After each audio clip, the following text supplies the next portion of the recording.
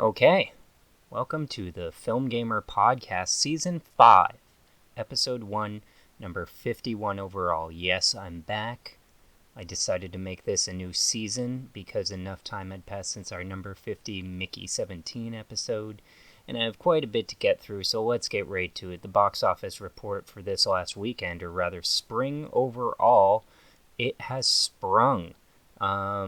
It's always interesting when movies like Final Destination Bloodlines become big because looking back, you're like, well, didn't you always expect them to? Well, the answer is in March of 2000, um, Final Destination 1 came out and did decently, 40 to 50 million, something like that. And then they didn't make a sequel. It wasn't a huge hit, but it did well on DVD. I have the DVD at home, and I watched it as a kid and made me so paranoid. Uh, but I'm a millennial; it's in my blood, I guess, along with tons of other microplastics. The second one comes out 3 years later, which has the infamous log truck scene, a spectacular stunt when that movie, directed by David R. Ellis, a former stuntman who passed away a few years ago, directed. They spent most of their budget allegedly on that sequence, and it is iconic. One of the greatest crash outs that you've seen, a literal crash out. And it's the funniest thing is that if you watch that scene, it's available on YouTube, and it's part of their marketing campaign this time around for Final Destination 6. As sort of a flashback, remember when kind of nostalgia trip for millennials and younger people as well. They were even putting the poster for Final Destination Bloodlines on the back of log trucks to promote the movie. And in the movie, Final Destination 2, that is, a log truck comes loose, bounces off the highway and into somebody's car, decapitating them. And in this spectacular stunt, every single car, major highway car pileup, every single thing that the car touches, it explodes like dynamite. It is so kind of hilarious, where as a kid, if you don't understand that stuff, I kind of get it. It makes you paranoid because you don't understand how combustion works and all that stuff. But, you see it now as an adult, and it's pretty funny. And anyways, that movie came out, did a bit less well, but still well enough on theaters and DVD. The next one comes out like clockwork 3 years later. And Final Destination 3 comes out. It's the one that takes place on a roller coaster and has the added wrinkle of if they look through the photos, they can see how they're going to die, and they try and avoid that. Every little Final Destination has a little wrinkle. The first one, it's like them figuring out Death's design, and the character Alex, played by Devon Sawa, has a bunch of premonitions, so you'll see like a train coming in the glass or a bus reflected in the window or something. In number 2, the big hook is that it's backwards, so that people die in reverse order of their expected deaths. So the last person to die in the dream is the first person to die. In the third one, it's the photo thing, and that kind of had a cool special feature for those who might remember a choose your own death, sort of like a choose your own adventure. I tried it. It didn't work super well because you had to rewatch major parts of the movie, and then the only differences too were like one small little thing, like you try and save the women, and the third one has the tanning salon disaster where a shelf breaks down and locks them in. Great match cut, by the way, to the 2 tanning beds, to the 2 caskets. There's some good filmmaking in these movies.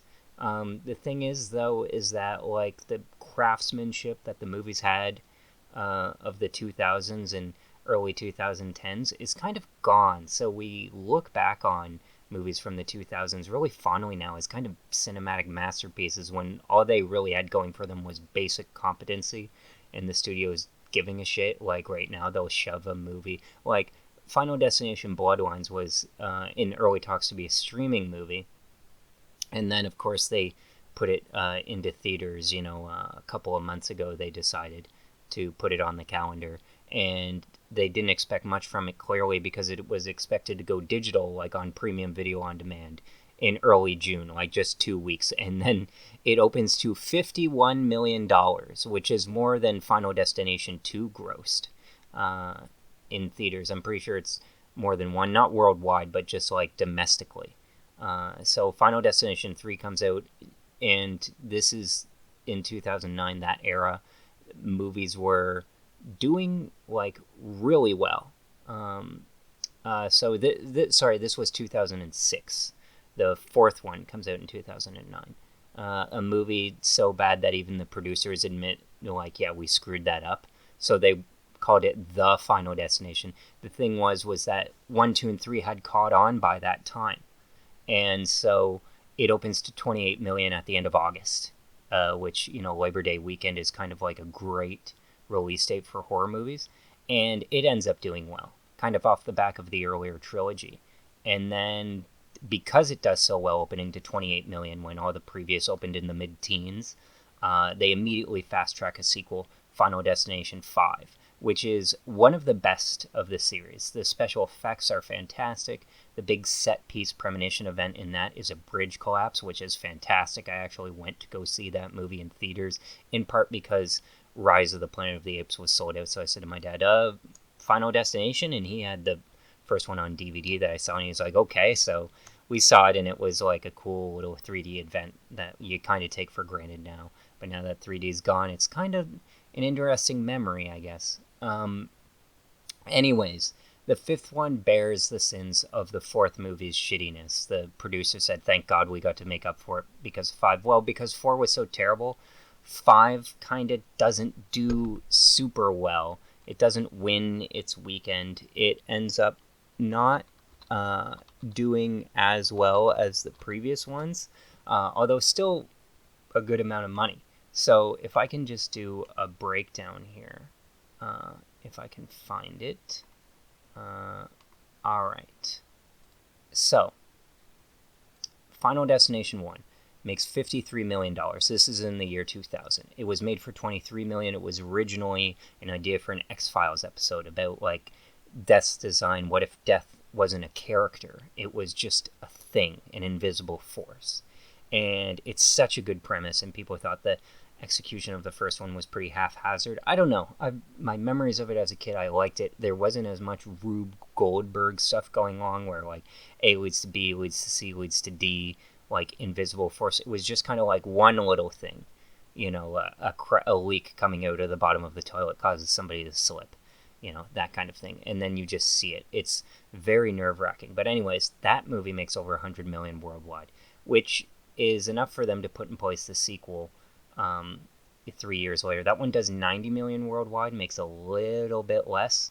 But the third one, they're like, okay, well, let's do something. I expected this one to be the one to break out.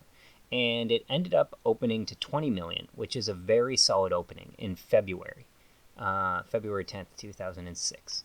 And back then, the box office was so healthy that I believe it was one of many movies that weekend. Yeah, it was one of, like, 4 movies open that weekend. One was the Pink Panther remake, which won by just $100,000. And then Final Destination 3, which again did well. Curious George, the animated movie, just a 2D animated movie, made $14.5 million. And then number 4 was a Harrison Ford movie, Firewall, which I saw and isn't great, but it's like a watchable movie, with full cast and stuff. They probably expected it to be much bigger and whatnot. But anyways, that movie was horribly reviewed and ended up bombing. But back to Final Destination 3. It does pretty solid business, 118, which is more than the previous movies had done. So when they do The Final Destination in 2009, this is when it breaks out, and it opens to 27 million. And it's kind of a surprise. It's funny to me how the executives behind these movies really underestimate its appeal. It's one of those series sort of like the Saw movies, where it's the old-fashioned way, at least for non-genre movies, that is non-horror movies, like straight action movies, let's say, popular, reliable blockbusters. Horror movies are more wild cards. They're usually always profitable, but to what degree and the outcome of the quality is very difficult to predict, but they're always pretty profitable. But because they're profitable, they're made very cheaply, so there isn't quite the scaling up bet that Hollywood makes on action movies. So it's a series. The Purge is another one, which also entered the lexicon, where it would be good if they had spent a lot of money on this movie and made like an A-tier director sign on, A-list actors, that kind of thing, made it like a full fat experience, and then made a movie, and then watch it perform 4 times more. But the executives behind this series, or whoever owns it and stuff, it just tends to, like, Warner Brothers has always distributed it. Well, New Line Cinema did, because they were built by, Freddy Krueger in the Nightmare on Elm Street films, later acquired by, who later acquired the Friday the 13th movies, and then, ended up selling that back to its creators after the copyright expired. But anyways, always New Line Cinema, now a division of Warner Brothers, which the fifth one was. But they, probably because of that distance of, like, was a thing that was started by another company that got absorbed, it was on the back burner.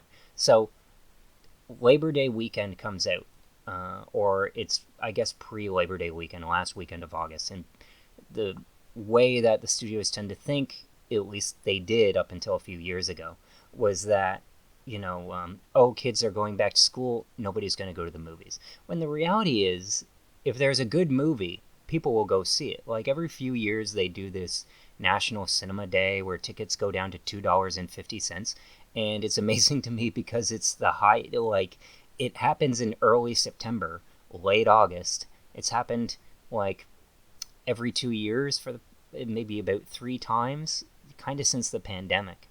And what's funny to me is that because it's early September, late August, which is a dumping ground still for studios, that in January, a bit of February, but and then post U.S. Thanksgiving, and I can explain that in another pod. But basically, people are like, people are out doing other things. They're out shopping. People aren't going to want to go to the movies. Movies are a destination event. Like, I spoke with my brother the other day, explaining, why things are on phones versus on TVs. And I said to him, your phone is a liminal space. It is a space between spaces, which is what a liminal space is, like a hallway or something. Something where nothing lives, but is a transitory place. And the thing is, spending a lot of time in transitory space kind of puts your mind somewhere else, because if you think of it like a loading zone in a video game that goes on too long, but in real life it's kind of weird to make those analogies. I once talked about, real life ray tracing, when it was just a light bouncing off of a puddle, as a joke. I spend too much time on the internet. But when I spend time on the internet or connected to the net or something, I'm always looking at a screen that's big enough to sit down and commit to for 2 or 3 hours. In university, I'd sit and play on the big screen. I couldn't really do it when I moved, my game console into my room for a while, because it just felt weird. Or it would weirdly feel laborious, like I'd feel like lazy or a piece of crap. I'd just get up and be like, ugh, I guess I'll turn on my game and play that for a bit, because I remember seeing one of my brother's friends do it. I'm like, oh, you can do that? But I don't know, it just makes me feel yucky for some reason. But when I go out to a place, like, I feel like I'm getting out of the house, going to the theater, it feels like I'm doing something. Even if, I were to wake up and watch something on my phone, it's technically the same thing, but it's different. And so movie theaters are a destination. If you were to say to somebody who had no plans, oh, what are you doing this weekend? What are you doing for New Year's? What are you doing for whatever? If you want easy plans to make, you can just say, oh, we're going to see this new movie. Oh, yeah, I remember one time my brother, obviously way younger, but he was like, oh, he went to see Happy Feet on New Year's. That was like an event, but it's like a memorable event, and he ended up loving the movie. He ended up getting it on DVD and stuff. I remember one year my other brother went to see Scary Movie 3 on Halloween. And, by the way, one of the funniest movies ever made, by the same guys who did Airplane and stuff. So movies are an event. If there's a good movie, people will come. And the surprising thing was that the Final Destination, the fourth one, because they thought they weren't going to make any more, opened the same weekend as Halloween 2. And they really didn't didn't expect it to be that big. It was Warner Brothers' first one after New Line had made them all. New Line had kind of gotten absorbed by Warner Brothers into them. And so they're still kind of their own thing. They do 2 or 3 movies a year, but they used to be their own independent company, which is why, theaters and movies were so healthy. So this was the first one that Warner Brothers had handled themselves. And they're like, wait, do we have a franchise on our hands? Because they thought they'd ended it. The thing looked crappy. Like, it's not a very good movie. But it ended up being the one similar to Fast and Furious 4, which is just called Fast and Furious, where they're like, fine, we'll just grab the director that we got for cheap on Tokyo Drift, who happens to be a very good director. We'll get Paul and Vin back. And Paul didn't want to do it, but Vin was like, we never really got that Fast and Furious sequel. And Fast and Furious 4 ends up being terrible, similar to the Final Destination, the 4th movie in the franchise. But it ends up kind of being like, remember what made the first one good. It's derivative, but in a very secure way that's comforting for audiences. So that movie ends up doing better than all of the previous Final Destination movies. Makes like over 100 million internationally alone. It does the best domestically. Makes 186 million worldwide. And they're like, okay, let's go into number 5. Let's do Final Destination 5 immediately. And it's the most expensive one yet. It has a budget of like $40 million.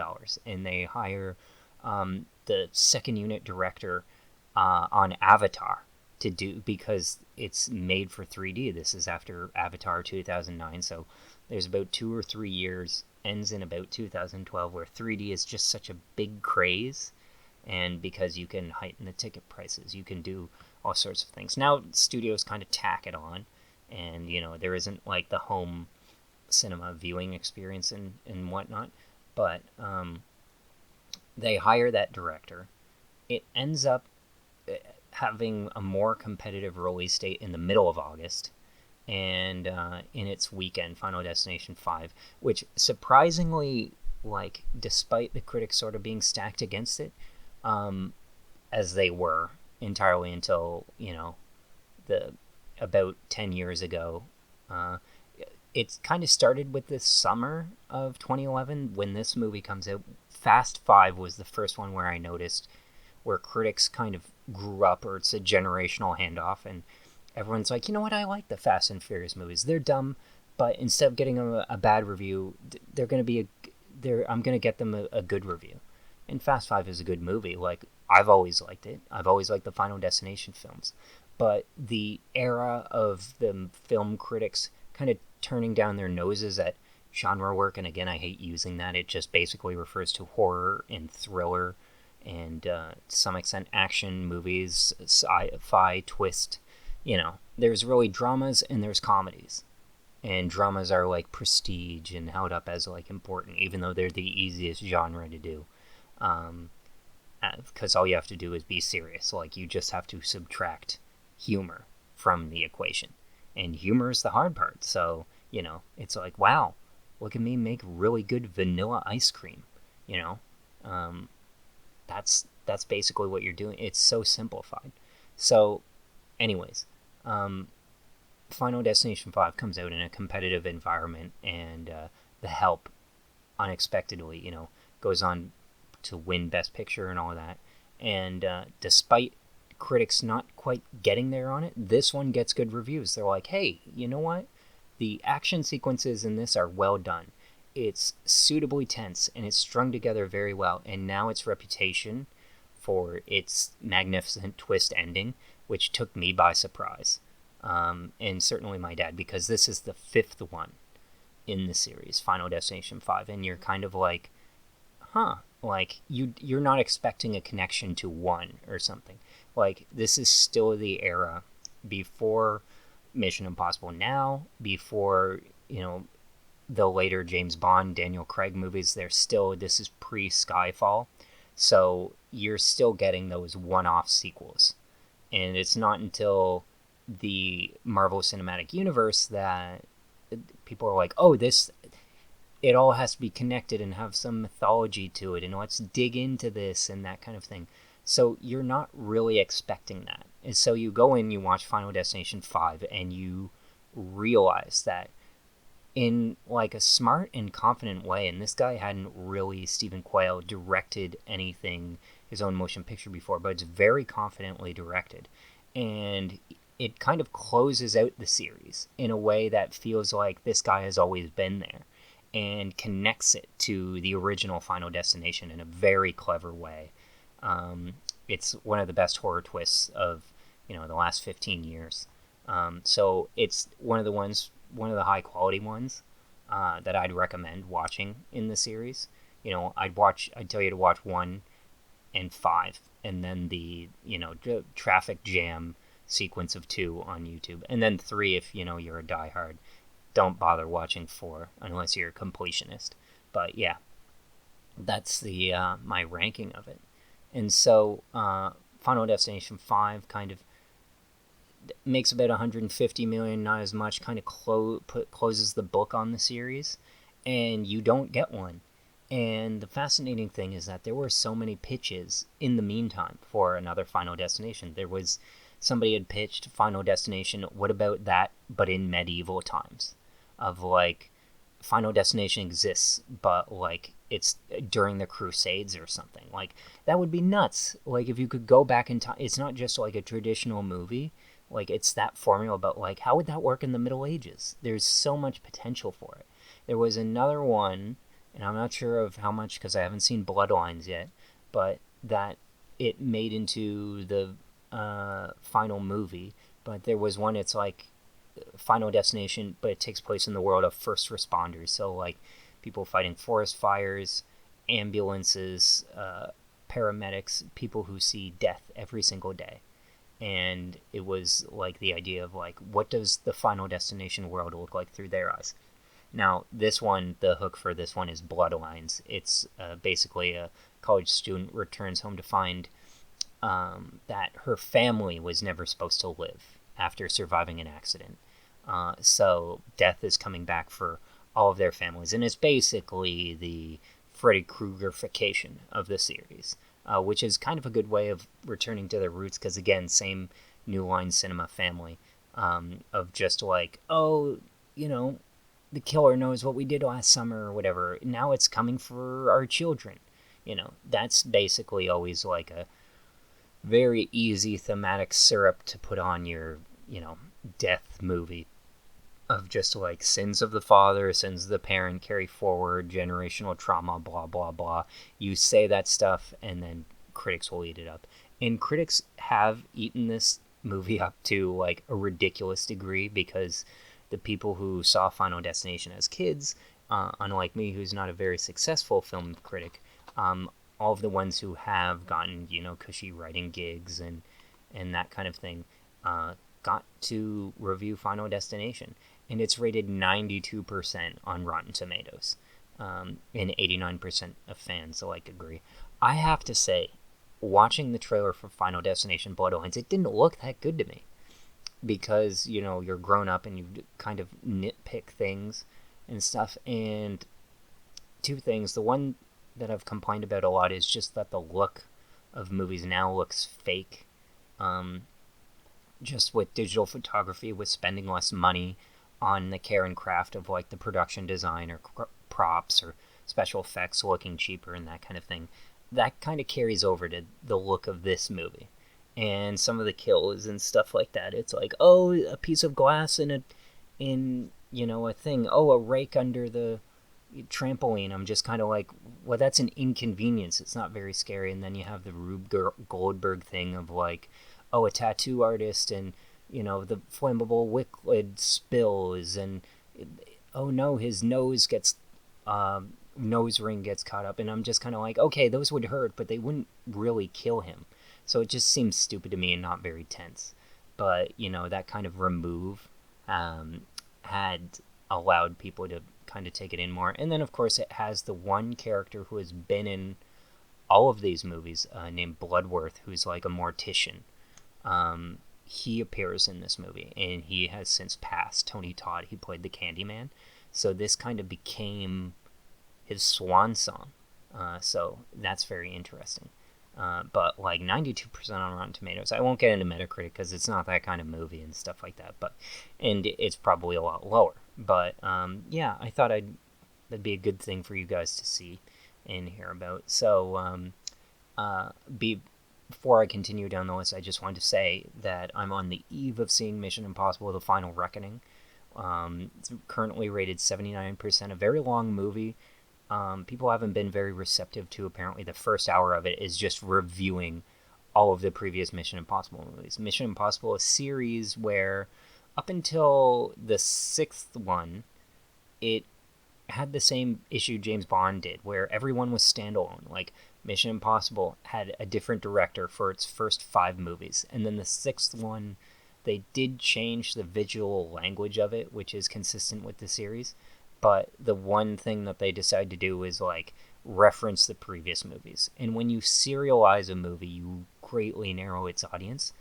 And then when you're this many movies in and you're trying to make a connection and there's a deep plot to all of it that like gets into all the action and stuff, it can kind of get exhausting for the audience. So the consensus on it is gargantuan in action, runtime, and scope. The Final Reckoning is a sentimental send-off for Ethan Hunt that accomplishes its mission with a characteristic flair for the impossible. The funny thing to me is people are like, oh, it's tedious, it's boring, the first hour is whatever. But, oh my gosh, absolutely amazing stunt that I've ever seen in my life. 2.5 stars. And you're kind of like, what? Like, that's fascinating to me. Like, is it an action movie? Yes. Does it have like they say, it has 2 amazing set pieces in it. I've seen the previews. I know there's at least 3. So, for me, I always go by the rule of 3. Like, a comedy is funny if it makes me laugh 3 times. If you laugh 3 times in a movie, then it's a good comedy. I mean, like, that's why people like Game Night. They aren't hard laughs, but they're laughs. They're there. And Game Night is also cleverly done, more so than other movies. So, you just get your comic rule of 3 at the door. 3 action movies, 3 action scenes good, 3 movies yes. Another movie that's done well in a limited release is Friendship. This is one that I wanted to see at TIFF, so I'm annoyed that it's like playing now and I didn't get to see it because I waited in line for it twice and didn't make it. But it's just basically Tim Robinson, who has kind of gotten famous as his show I Think You Should Leave, which is kind of awkward cringe comedy. Has taken off on Netflix. That one, if you've seen or heard the viral clip of like, I think you're just here for the zip line, and it's just him on a dating reality series, but all he ever does is like use the zip line into the pool.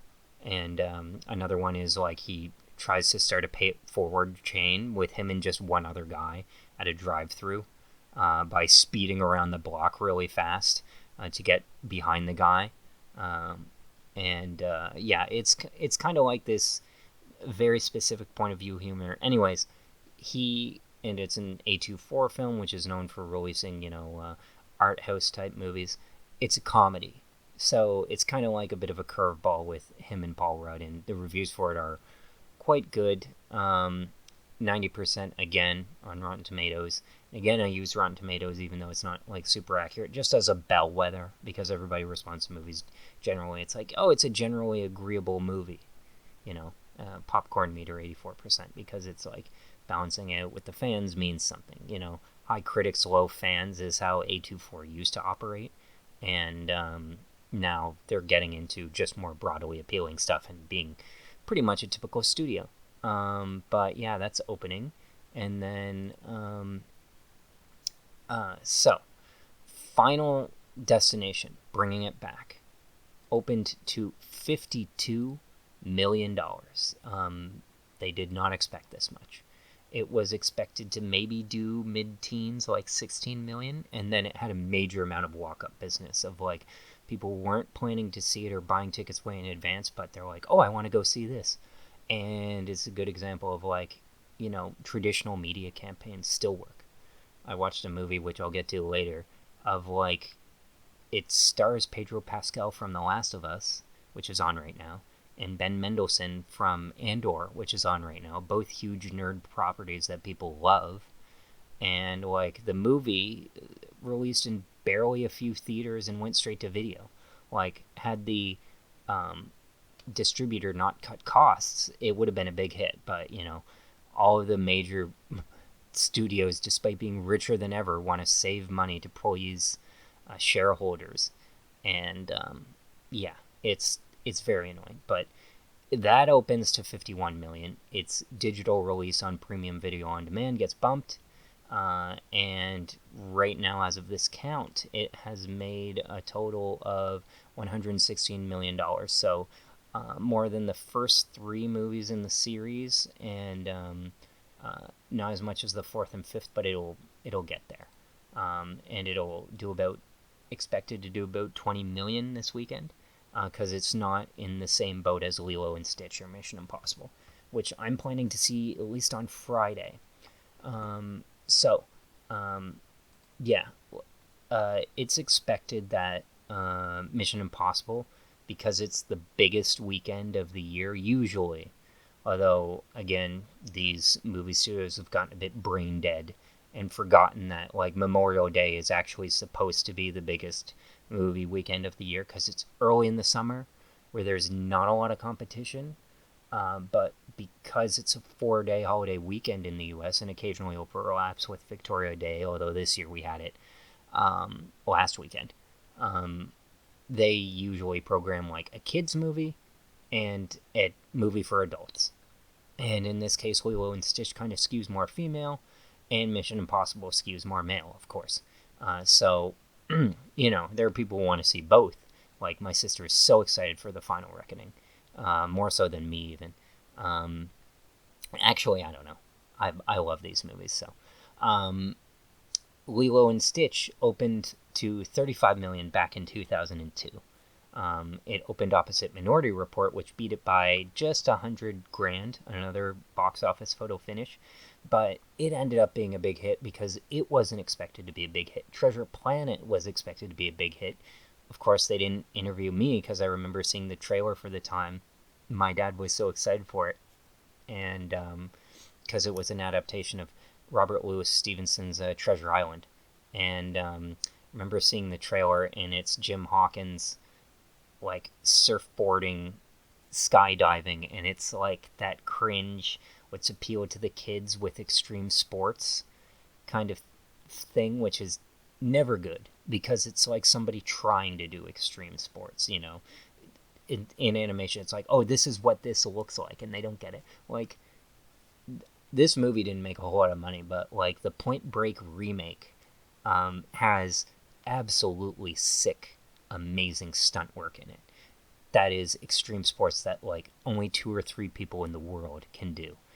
That's the level of extreme sports that I'm looking for. Do they include that in movies nowadays? No. They have to include it as a singular part of the plot to justify it, but or be Tom Cruise and be a daredevil, because he's kind of the only one doing this. Anyways, 23 years ago, Tom Cruise beat Lilo and Stitch. Can he do it again? Well, no. As Barbenheimer has proven, and as audience has grown, as Glicked, which wasn't really a thing, although they tried to make it a thing, proved, the female in all ages skewing movie, because it has more demographics on the table, will always do better business. So Lilo and Stitch is expected to do 120 million, and Mission Impossible is expected to do 80 million. That's still over 200 million, so it'll be a big weekend for the box office.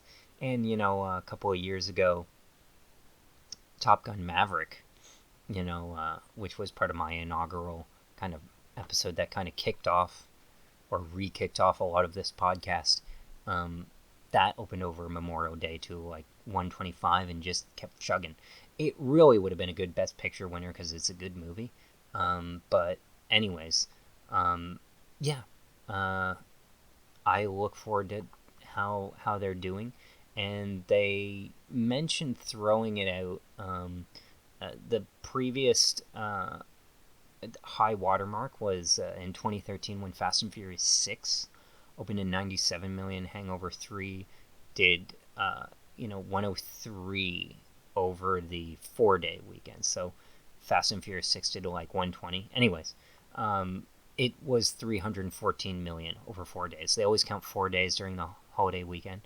And also, breaking news: Dwayne Johnson just got a new movie with A24, psychological thriller Breakthrough, as part of his Oscar campaign. He's doing a movie with the Safdie brothers, one Safdie brother, which is just the Smashing Machine. He puts himself in makeup and plays one of the first MMA breakthrough boxers and stuff. I looked at the trailer for it with Emily Blunt, and it looks like a movie that's just kind of, fine. The Rock has decided that this is his time, now that he's older, to transition to character actor. Good move. He's always been smart about his career. And he's not waiting for it to go on the table and see how it goes. He's getting into another one, a movie called Breakthrough, penned by a new guy. Anyways, it's, looks to be another con man story, which The Rock had sort of done with 2 good reviews in the Michael Bay film Pain and Gain. There's no director on board here, so it's probably going to be a person that Dwayne Johnson recruits. If the Smashing Machine turns out to be doing well, he'll bring that director back, Josh Safdie. He also has a movie at 20th, like under Disney, that's a Hawaiian crime pick made by Martin Scorsese, if that actually gets off the ground. So who knows? In a lot of these situations, if their producers are feeling particularly inspired, they'll just get the writer, because they can't find anyone, to direct the movie as well and see how they do it. I remember, Jason Blum of Blumhouse. He does the horror movies, Get Out, The Purge, all that stuff. He was talking about The Last Exorcism Part 2 and how that was written by Damien Chazelle, or co-written. And he's like, yeah, looking back, because Damien Chazelle did La La Land and became the youngest person ever to win Best Director. He's like, yeah, I should have let him direct the movie. That would have been a good, because it doesn't end up doing well. The Last Exorcism Part 2, the first one, surprise hit. This one completely falls flat in the same way that the Blair Witch follow-ups didn't do. But in many cases in Hollywood, if they can't find a director, like Aaron Sorkin was going to direct The Social Network himself, and they're like, let's send it to David Fincher, and Aaron Sorkin's like, great, we'll do that, he'll turn it down, and then I'll do it. And then the same thing happened with Zodiac, where they're like, oh, he's not going to want to do another serial killer movie after 7. Great, we'll send it to him, he won't care, and then nobody knows David Fincher's mind, so he says, yeah, I'll do it, or people do that for, like, Ridley Scott. Like, Ridley Scott, The Martian, they're like, oh, he's in contention for this? Yeah, absolutely. And the writer stepped down. The writer had the option to direct that movie himself. And both Ridley Scott and Matt Damon both said that this guy, Drew Goddard, who received an Academy Award nomination for a script, which is a really well-adapted script, should have done it. Now, Goddard probably knew himself pretty well, because he did do Cabin in the Woods, which was well directed, but he also did Bad Times at the El Royale, which was ambitious but didn't quite cut it. I assumed he feared something like that would happen, wielding that major cast, even though, on paper, if you know the characters inside and out, and you know how to tell the story in writing, that usually gives you an advantage into telling the story in directing. But, a lot of people, especially writers like myself, get hung up on the technical elements of it, because they already got the story down pat, and they kind of neglect the rest of it. But yeah, we'll see how that Dwayne Johnson project turns out. So they're expecting Mission in Lilo to do a global start that's like $485 million. Now, the thing is that the early reviews for Lilo and Stitch that I saw, at least, from my little part, and they say that this doesn't matter as much, but they're not great. The original was like 86%, kind of the low-key surprise hit. Some people thought it was edgier. I don't really remember it being that way. I do remember them editing 9/11 style sequence out of it where, you know, a plane flies into the city of Honolulu and stuff, and through and they're like, ooh, post they changed it to like just a canyon or something like that because it was easier to do. But the reviews for Lilo and Stitch are 72%. So it's funny. It's like recapturing the adorable charm of the original, if not quite matching its rambunctious sense of imagination. That movie was like pretty generic. Its big hook was that it took place in Hawaii. And people are like, oh, it's one of the better live action remakes, and it's like there's only like one good live action remake, and that's Cinderella. And the second live action remake in the Disney canon I'm speaking to specifically is The Jungle Book, which is smart enough to be like, you know what, most of these songs sucks. Jon Favreau left the two good songs in, made it mostly an action chase movie, and people were like, great, and then it ended up winning the Oscar for Best Visual Effects, because Jon Favreau was pretty good at just kind of letting the, you know, people below him do the work, and he's just kind of, you know, a kind of relaxed guy. Like, he's right now making Star Wars stuff, like he's doing The Mandalorian and Grogu, and because he's proven to be like extremely competent in most of his stuff. One thing he's not good at is spectacle. So, and he can't really elevate a script that well. Although, you know, I hold Cowboys and Aliens against him because that took place during the writer's strike, and it had a cool premise, awesome teaser trailer. Go and watch the teaser trailer for Cowboy and Aliens, and you're like, whoa, this looks like something. And then the movie turns out to be nothing. So he does that. He does the Marvel MCU stuff, but he's smart enough to get out of the way, but also stay with them. Because he stays on as Happy Hogan, but gets like another director to do Iron Man. They really should do another Iron Man movie, but they made Ironheart the TV show, and that looks like trash. And so they kind of don't know what to do. Really, what they should do is just go back and get Shane Black and like do Iron Man 4, and just kind of do the same thing, but have it be like Pepper Potts and her kid or something. Like, the audience would go along with that. And now that with Ironheart, they want to like change that around, and they tried to hang the MCU on Peter Parker, but that was never going to happen because, you know, Sony owns the rights to that. So they kind of pivoted to Captain America, but retired Captain America. And then so it's like, okay, well, at least we have Thor, and then the fourth Thor turns out to suck, and then it's kind of like, okay, well, I guess Doctor Strange can be in it, and then the next Doctor Strange, even though they have Sam Raimi, they can't quite figure out. And then, so it should be Shang-Chi, but they're like, but it hasn't made as much money as the other. I didn't even like Shang-Chi, but that should kind of be the one to hang up. And then they're just kind of trying everything and flailing, which will probably bring me back to Earth here for like the Lilo and Stitch thing, because the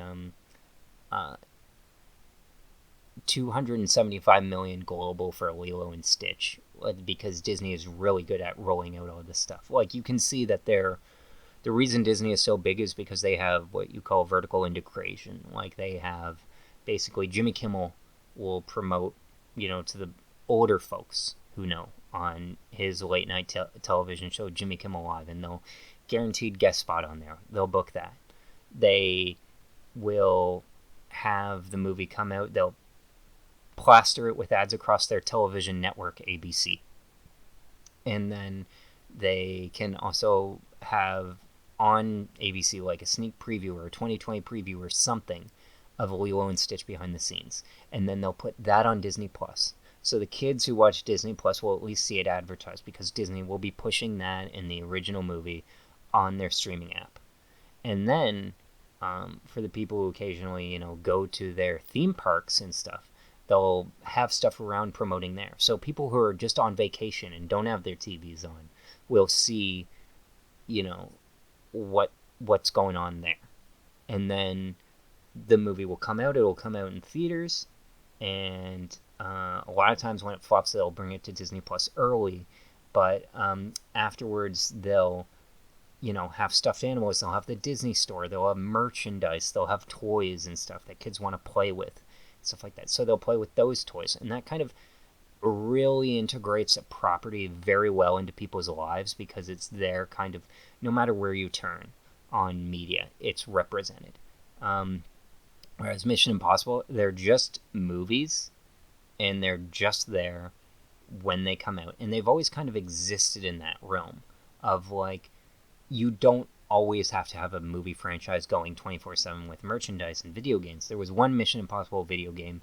They changed it a bit to separate it from the GoldenEye video game. It's still pretty solid given the budget that they worked with.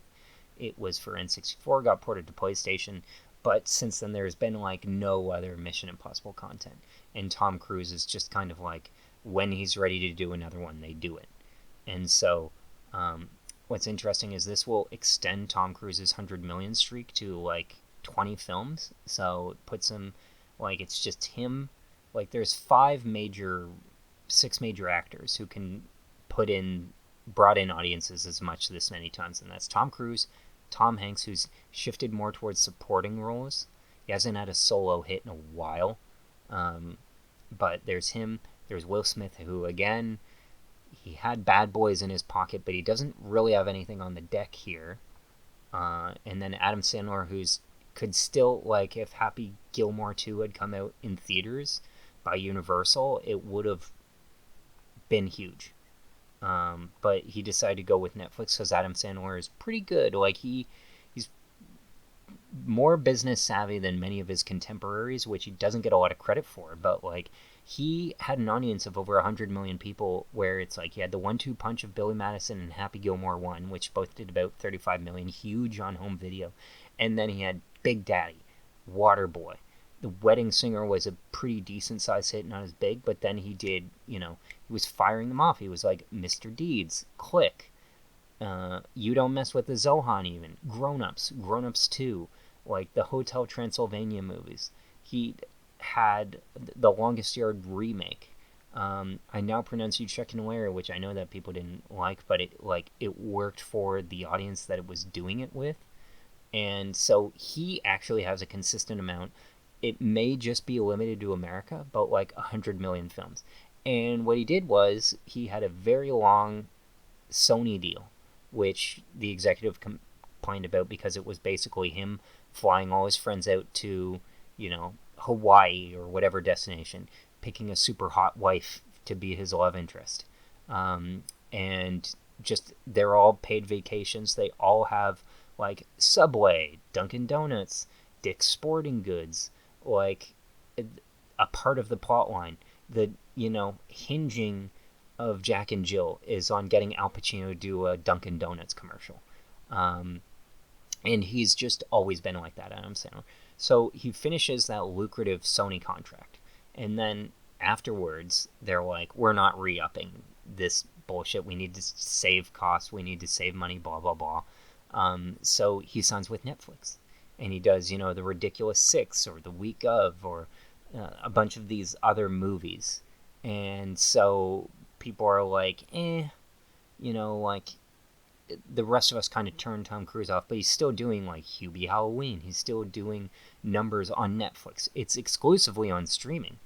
What was that Sandy one where he's the agent for Jennifer Hudson, I believe? Sandy Wexler. He's still doing these Netflix movies, even when he does one that completely flops, like the one of like Spaceman. You can kind of chalk it up to like a Punch Drunk Love, where it's like, oh, this was him doing something different, that he still does every once in a while. Like he'll go back and do his stand-up 100% Fresh is a good Netflix comedy stand-up special. I haven't seen his new one, but he's pretty good at stand-up for, somebody who I think of as a traditional Hollywood comedian. Now it's basically like they try and basically get stand-ups to act. And it's bizarre to me how there aren't too many of them that have or are interested enough in film careers and stuff. It's odd to me. But anyways, Adam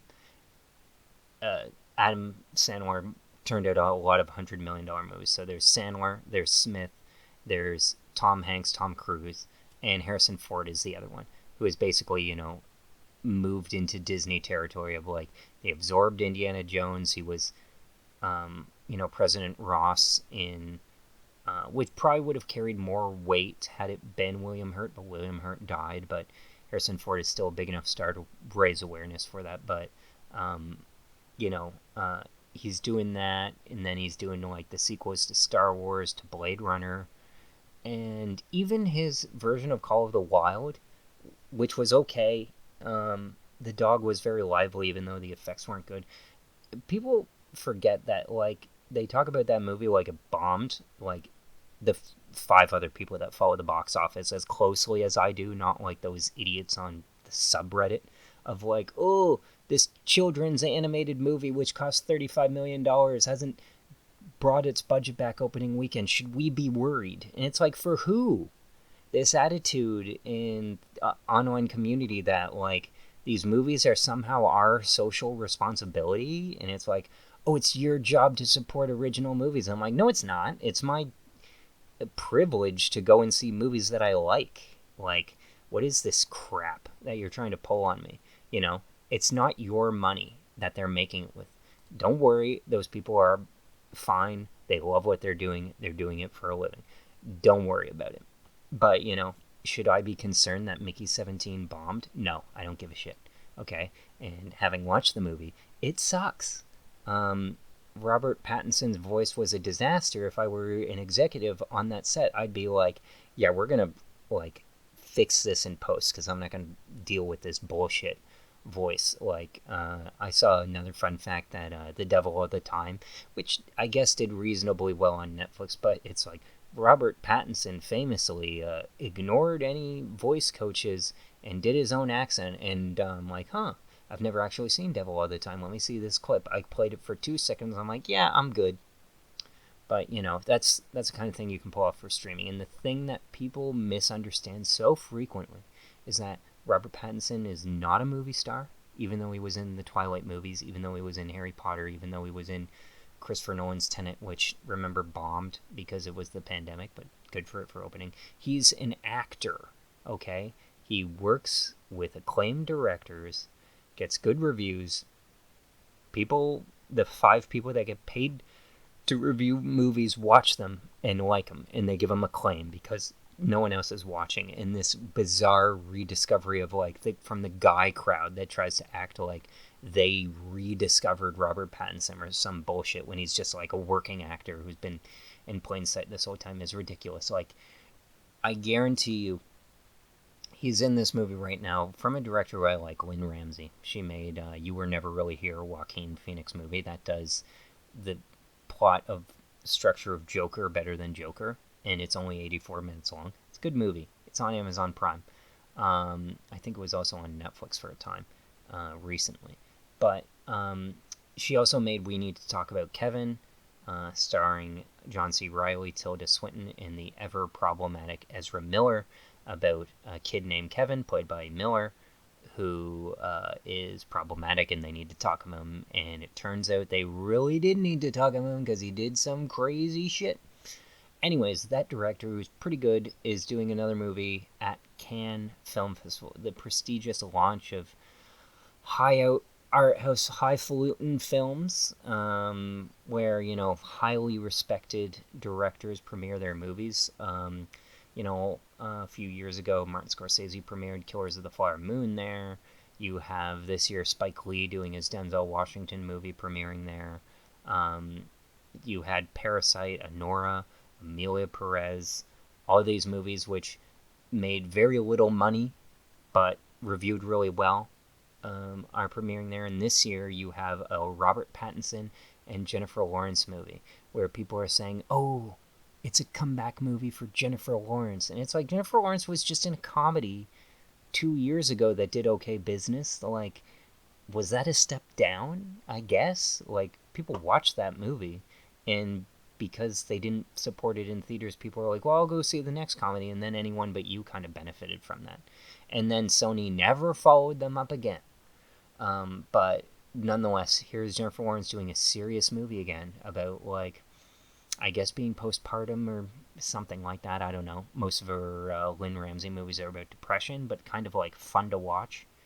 But Robert Pattinson is in that, so you have Robert Pattinson of Twilight fame and Jennifer Lawrence of Hunger Games fame doing these together, this movie, a serious movie. And so people are like, ooh, Oscar talk, you know, because it's like, oh, Lynn Ramsey, acclaimed director, Jennifer Lawrence, acclaimed actress, Robert Pattinson, acclaimed actor, even though he's not really a good actor, in my opinion. They're working together. Oh, Oscars, Oscars, Oscars. And there's like no thought put into the plot or the structure of it, but it's launching at a film festival. And by the way, let me clarify one thing. You might see Kevin Spacey in the news of like premiere at Cannes. And it's like Cannes is a city, but there's also the Cannes Film Festival. And what's happening is Kevin Spacey is premiering a movie on a carpet that happens to be red. In the same city as Cannes, but he's not actually invited to the festival. And places like Deadline.com and Variety.com are like, they invited Kevin Spacey. And it's like, no, it's like E3, which took place, a video game entertainment electronic expo that took place in downtown Los Angeles Convention Center a few years ago, from the 90s until, 2020. And towards the end, the video game companies like Rockstar would drop out, Activision would drop out, Sony started to drop out, and basically what they did was they're like, we're big enough on our own, we'll just hold our own like little keynote slideshow thingy at another convention space. We'll rent out a hall and we'll reveal the PlayStation there, or we'll talk about our summer slate there, or what audiences can expect. And that wasn't at the convention center, but it happened in parallel, up a few blocks. Sometimes it was across the street, but it wasn't on the grounds of the actual like campus that was hosting the event. So it's that technicality now that's with Kevin Spacey, wherein like he's in the vicinity off to the side making noise, but he's not in the party. He's kind of like out on the porch, not allowed in. But, the reporters who walk by see it's like, oh, Kevin Spacey was at this party. Ooh, what do you think about that? Just to, stir clicks. But, yeah, it doesn't have anything to do with that. But, anyways, going back down to the box office, Thunderbolts, which I saw in theaters. You can tell I loved it because I haven't mentioned it to this very second. Yeah, this movie is not very good. I saw it because it's, I want Marvel movies to be good. I thought the premise of like basically a Suicide Squad version of Marvel characters seemed interesting to me. So I thought, hey, why not? So I went to the theater for the experience. My dad was interested. I said, you want to go see Thunderbolts? And we had seen Ant-Man and the Wasp in theaters, which a character is a follow-up to. There's no connection to it, like the opposite of Final Destination there. And we had seen the Black Widow. It was just on TV the other day. So, Yelena and that. And we watched Hawkeye, which she was also in. We watched Falcon and the Winter Soldier. That was one of the shows that we did watch that Bucky was in. And Wyatt Russell's character, John Walker, who was like Captain America for a minute, was in. So we had seen all of this stuff again. What's his name? It's not Red Crimson or something, but the character David Harbour plays, who's basically the Russian Captain America. So we knew we had done the homework already, and I thought to myself, I had a conversation with my brother a few weeks ago, and he's just kind of like, he prizes going to the movies a lot less than me, and he's just like, that's why I'll go see Craven. I'll go see that crappy vampire movie from a few years ago. And he's like, why do I do that? He's like, because it's time spent with the person you're there with. And I thought about that, and I thought about going to the movies with my dad, and I thought, you know, like, why not? You know, go to see another movie with my dad. So I was really hoping, it's nostalgic to go see a movie at the opening of May. To me, that's the kickoff of summer, although it hasn't been programmed well because it basically got taken over by Marvel. And then after the pandemic, it wasn't quite the same. Deadpool and Wolverine was supposed to open this summer, and then it got delayed because of the strikes. So they put in the Fall Guy, which looked interesting enough to me. I watched and it sucked last year. So I'm kind of like, it's the timing. I haven't gone with me and my dad had gone and seen The Accountant, but it's like we'd already done the homework for Thunderbolts. Some of the Marvel stuff is good. The reviews for the Thunderbolts, by the way, if I may, because here's the thing: I did not like this movie. I did not like it at all. Um, and looking at the reviews, they were really good, and I just don't get it at all. Like, Novocaine was rated really good. I watched that on Paramount Plus. Not a good movie. Companion, another Jack Quaid movie, super well reviewed, and that's good for maybe like 2 acts.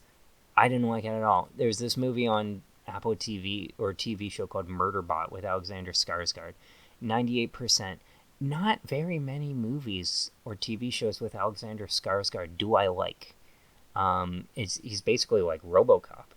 Um, and I also don't like really anything on Apple TV, except for the first 2 seasons of Ted Lasso, and I find the studio passable. Nothing else on Apple TV at all would I consider that I like. Um, yeah, but if I can get to Thunderbolts here, give me a second. Oh, there's Rotten Tomatoes for you. Type in Thunder, and then Thunderbolts moves from being the number one thing, but like 88% on Rotten Tomatoes, 94% popcorn. Assembling a ragtag of underdogs with Florence Pugh as their magnetic standard, Thunderbolts refreshingly returns to the tried and true blueprint of the MCU's best alternatives. The audience says, with a team that can raise glory, Thunderbolts is massively entertaining and it delivers everything we love out of a Marvel outing. Okay, here's what I thought of it. This movie resolves nothing. Nothing is resolved. It's a waste of talent in a holding bin contained by Valentina, who's the Elaine from Seinfeld, Julia Louis-Dreyfus. The worst character in Marvel Cinematic Universe history. Anytime she shows up on screen, the plot or whatever grinds to the halt, and you're left with a character who is supposed to be funny but doesn't say anything funny. And, Kevin Feige, a long, long time ago, described the Marvel movies as basically comedies. Well, they haven't been funny for a while.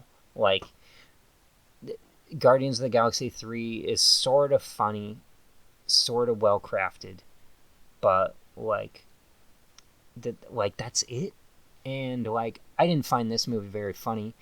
I didn't find it looked very good at all visually, because Marvel makes it up as they go along, so they don't really make any filmmaking decisions early on. And so you're kind of left with a gray slab of blah palette. They're like, oh, we can recolor, take things out, because if you don't have to do color correction, that saves you a lot of time. So they will shoot a movie, and then they're like, oh, I don't like that, let's reshoot it. And they'll reshoot it again, and they'll reshoot it again.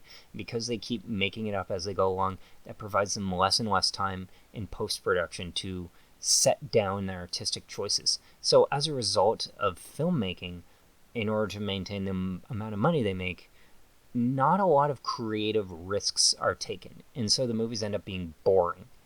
And this movie was boring. And it felt like, people are throwing this around a lot, but a recession indicator. It was like one big callback to the Avengers. And like, hey, remember when this was good? Remember when? And on The Sopranos, Tony Soprano once has a conversation saying, remember when is the lowest form of conversation, because you're not discussing anything new, it's just nostalgia. And this movie felt like nostalgia, without the nostalgia. it's saying, like, remember the Avengers without having any of the Avengers. And then, I'm going to spoil this because I don't care, but, like, the big reveal of the movie is there's the big evil Elaine character, and they're cornering her, and she's backing up into a corner, literally, where she steps out behind a curtain, has a giant group of reporters assembled, and then just points at these random people in this movie as that used to work for her under contract that she was going to kill, and she says, "You guys are the new Avengers." Now, she has no connection to the Avengers and can't really name them, but because she says it, like, publicly in front of cameras, they kind of go with it, even though they have proof that she has murdered and kidnapped several people. But because she's supposed to be a comedic character, they don't arrest her, which feels very Trumpian to me. Of, like, you know, you hear all this stuff about Donald Trump. It's what he's doing is illegal, what he's doing is this, and he doesn't get arrested. And so you're just kind of like, okay, well, same shit, different day. And then you hear stuff about, like, Hunter Biden, you know, and it's like, what he's doing is illegal, Joe Biden is covering it up, blah, blah, blah. And then he doesn't get arrested. And then, you know, you hear this stuff about, you know, Bill Cosby or, you know, right now P. Diddy. What he's doing is illegal, he should be arrested. Is he, you know, is he actually going to serve any time? Well, he'll probably pay a fine. And that's kind of what the Thunderbolts is. All of these people are supposed to be criminals who have killed people. None of them serve any consequences for what they've done in the MCU movies of the past. Which, you know, it's okay to have a movie with a bent sense of justice that can be, like, very cool, very transgressive and stuff like that. But comics come from a very simple storytelling method of good versus evil. And you basically muddy that up with the muddled visual palette of this movie. And it thematically goes together. But when you don't have a sense of right and wrong, a moral view of justice and consequences to your actions, and you put that on screen, you basically have people just doing a bunch of stuff without really having any consequences to it, and as a result, it's just kind of boring. I was thinking about watching this movie. It's the first time I've ever felt this, and it's sad, man. It's sad. And I was thinking about the Costco pizza that my dad gets that he was going to bake when we get home. And that was more exciting to me than the movie that I was watching. And that is depressing, man. It is depressing. I gave it 2 stars out of 5 because it's not good. And then number 3 is Sinners. I already talked about that ad nauseum. Or maybe I didn't, so I'll just say here's a good movie, like an 8 out of 10 movie in a sea of, like, 5 out of 10s. And because of that, the movie is overperforming. It's made $240 million domestically. That's kind of on the level of Twisters last summer, except it's not a big, highfalutin, high-octane blockbuster and doesn't have any, like, built-in appeal. It's just, like, an original movie. And it's, like, the highest-grossing original movie this decade, highest-grossing horror movie this decade. And looking at it, you're like, well, it's from the director of Black Panther and Creed, and those were good movies, so are we really surprised? You know? But, yeah. Of course, now people are like, oh, you know, Ryan Coogler was nominated for an Oscar. Is he going to be nominated for this movie? So that way, you know, when he doesn't get nominated, it's going to be a snub. You know, who cares? But the movie is a solid 8 out of 10 really well-made vampire movies. It reveals that the director, surprisingly, isn't very good with action, which was surprising to a lot of people. Actually wasn't surprising to me because I found his shooting of the one memorable fight in Creed, which was one shot, and some of the action in Black Panther to be, you know, he had studio help on that one, but, like, uninspired. So it didn't surprise me, but the themes of the movie are, like, really strong. You are pretty invested in the characters. It's pretty good storytelling, really smart layering, but at the same time, as soon as the plot kicks into gear and you know how it's going to play out. Like, it's just a straightforward vampire movie, and there's satisfaction to that. But to me, it's like, okay, well, this is just From Dusk Till Dawn done a bit better. But that's good, because not everybody's seen From Dusk Till Dawn. And, it's done a bit better, so it's worth your time. If you can do something just a little bit better, it's worth your time. A Minecraft movie I'll still watch, although I hear not great things about it. I'm interested, because that was a movie that was like long in development. Any long in development movie I'm always interested in, because so many people have come on, written it, left, and never come back from writing a movie. So you basically have these movies where a bunch of people have contributed to it, but there's really no author. And so it's fascinating to see what sticks around. Minecraft didn't hit until I was in college, so I played the first episode of Minecraft Story Mode, but I never played Minecraft as a whole. I have been playing briefly Lego Odyssey Fortnite or whatever, which is a ripoff of Minecraft, but it's a free version of it. So Minecraft is the biggest selling video game of all time, so was it a surprise that it's a hit? Highest grossing movie of the year? To me, no, but to other people, yeah. The Accountant 2, I saw in theaters with my father and my uncle. And The Accountant 2 has, like, he does no accounting in the movie, which granted, you see it for the action. But the hook of the franchise is, like, how this is different from a traditional action movie. And The Accountant 2 just makes it into a traditional action movie. And even the action scenes aren't really, don't hook you in. It's like, oh, watch this, every action movie is the same now, of like, oh, watch this unassuming badass. There's always a guy, which never happens in real life, of like, hey man, you looking for a fight? And then, like, they go up to a guy who looks like Jason Statham, or who's like fucking 6'5", 220 pounds, like Ben Affleck. Like, this would never happen in real life. If you see somebody as big as Ben Affleck is, and again, he's huge, like he's barrel-chested, and he's super tall. He talked about in his childhood, like, Matt Damon was the one who got beat up, not him. Like, he was the guy people wouldn't mess with, because he was like the giant guy who would just body slam somebody. Now, he's kind of like a bit more of a diva, a bit more of a nerd than that. Like, he's, I guess, like one of those cool kids who can slip into both camps and stuff like that. But like, in when that happens in the movie, I'm kind of like, come on.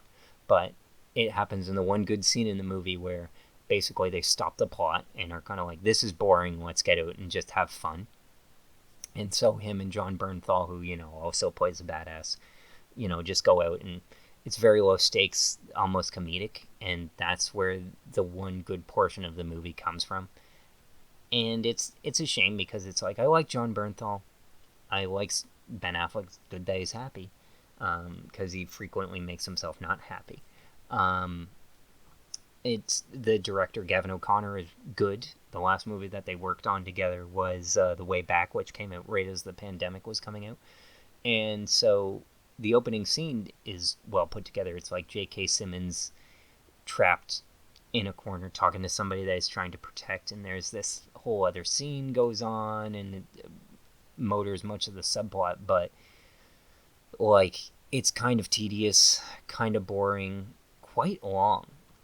If I can look at the running time of it, because it felt really long. This movie is, drum roll please, is it 2.5 hours? Because it felt like that. It is 132 minutes, so 2 hours and 12 minutes. Anything over 2 hours, you really start to feel the length. And the other thing was, it kind of looked like mush, and Seamus McGarvey was the cinematographer. He's good at his job. So that's weird to me. I saw a trailer for a movie by Darren Aronofsky, a talented guy. His movies look visually incredible. This is like his new movie is basically like a Guy Ritchie, Lock, Stock, Two Smoking Barrels, Snatch, Rock and Rolla, The Gentleman kind of rip-off, starring Austin Butler.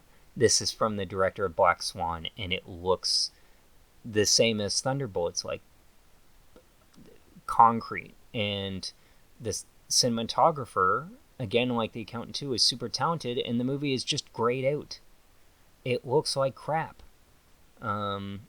Like, this is a guy who, like, it does movies that are, like, visually spectacular, or at least memorable. Like, he shot High Fidelity, the Hour's Best Picture nomination. Along Came Polly, like, has some memorable shots in it. Sahara, big action movie, like, expensive World Trade Center, again, like, memorable images. Atonement, for sure. Also, we need to talk about Kevin. How about that? The Godzilla 2014 version. I know he's 50 Shades of Grey, but I remember some images of that. Nocturnal Animals, visually amazing. The Accountant 1, which didn't cost $80 million. It cost 44, and it looks 10 times better than The Accountant 2, which cost, $80 million. Why do movies look like this now? Gosh, so depressing.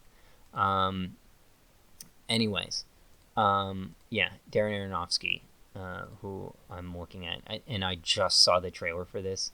It's called Caught Stealing. You would not know it's, like, from the director of The Whale. So, yeah, ain't that grand. Also, having your movie be led by Austin Butler, I mean, really lets you know that Hollywood doesn't know what they're doing.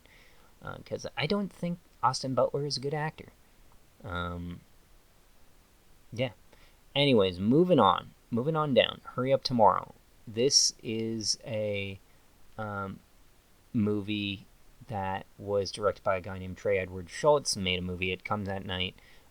This movie is actually produced by Live Nation. The concert as promotion for After Hours Till AM tour of the weekend. And he's from Toronto, so similar to Drake, he has to be humbled because he's sort of cringe and creepy. Shout out to Toronto. Anyways, it turns out that the plot of this movie, I guess, is like a reverse Misery kind of thing, where The Weeknd gets kidnapped by a big fan of his, played by Jenna Ortega, and then Barry Keoghan shows up to be creepy, as he always does for a few seconds, even in that Sabrina Carpenter video. Anyways, and then you got Friendship. You got Clown in a Cornfield, which is one of those horror movies which is released by, I think, IFC. The distributor here is RLJ Entertainment, who does, genre work. But basically, they don't usually do wide releases. They do like 20 movies or not. But these companies have realized, especially the independent ones that have been around for a while, of like, well, if there's not a lot on the calendar, we can just blast out a movie in like 2,000 theaters and it'll make like $3 million, even if we make no attachments and that kind of thing. And that's what this movie is, and it's well reviewed too, so maybe it will deliver. Like most horror movies, some people will hate it. And and then there's the Until Dawn game adaptation. David F. Sandberg has a good track record of, like, he made Lights Out, which I didn't like, but at least was something new. And then he made Annabelle Creation, which was good. And then he made Shazam, which I didn't like, but was competently made. And then he didn't end up making another movie until Shazam 2. And that came out way too late, especially after James Gunn announced that the DC universe was canceled. So that's not happening. That franchise is dead on arrival on the second movie. Really need to nurture that. If you screw up the sequel, and the annoying thing is, like, they clearly, like, the director is doing his job, and then, like, Shazam: Fury of the Gods is like as good of a movie as you could make considering the villain didn't want to be in it, which is The Rock playing Shazam, The Rock playing Black Adam, and he's like, I want to be a good guy, and then so Shazam is supposed to fight Black Adam, but he can't, so they're stuck, and that franchise was dead. But anyways, this is him back making another movie, which is a video game adaptation. Now, it's profitable because it was made cheaply. It was made for like $15 million, and it's made 50. So it's tripled its budget. It'll do well going down the line in premium video on demand, and then streaming, and then maybe physical releases and stuff like that. So Sony is happy. So is their horror label. But, like, again, they're not making movies that move the needle. They're just treading water. And so, yeah, The Amateur, number 10, the movie that I should have seen instead of The Thunderbolts. Yeah, because it's like an original movie. Um, yeah, I guess I'll see that some other time. It better not be good, because if I show up in it and watch it and it turns out to be great, I'm gonna feel as bitter as I did about taking my dad to see Ice Age 2 instead of Inside Man because I wanted the nostalgia. Nostalgia is a drug, man. So yeah, that's the top 10 of the domestic box office. No significant milestones of any kind. Just that, Final Destination, huge hit. But then it seems obvious. Thunderbolts, when it opened. Yeah, but it's good, but like these movies usually do a bit better, but considering the last few have sucked, it's done fine. One thing I didn't mention a few weeks ago was that Star Wars Episode 3 Revenge of the Sith, which was one of my favorite movies until I rewatched it. I'm like, okay, I know I love Star Wars, but like, do I really want to make this 3-star movie continue with this charade that it's good?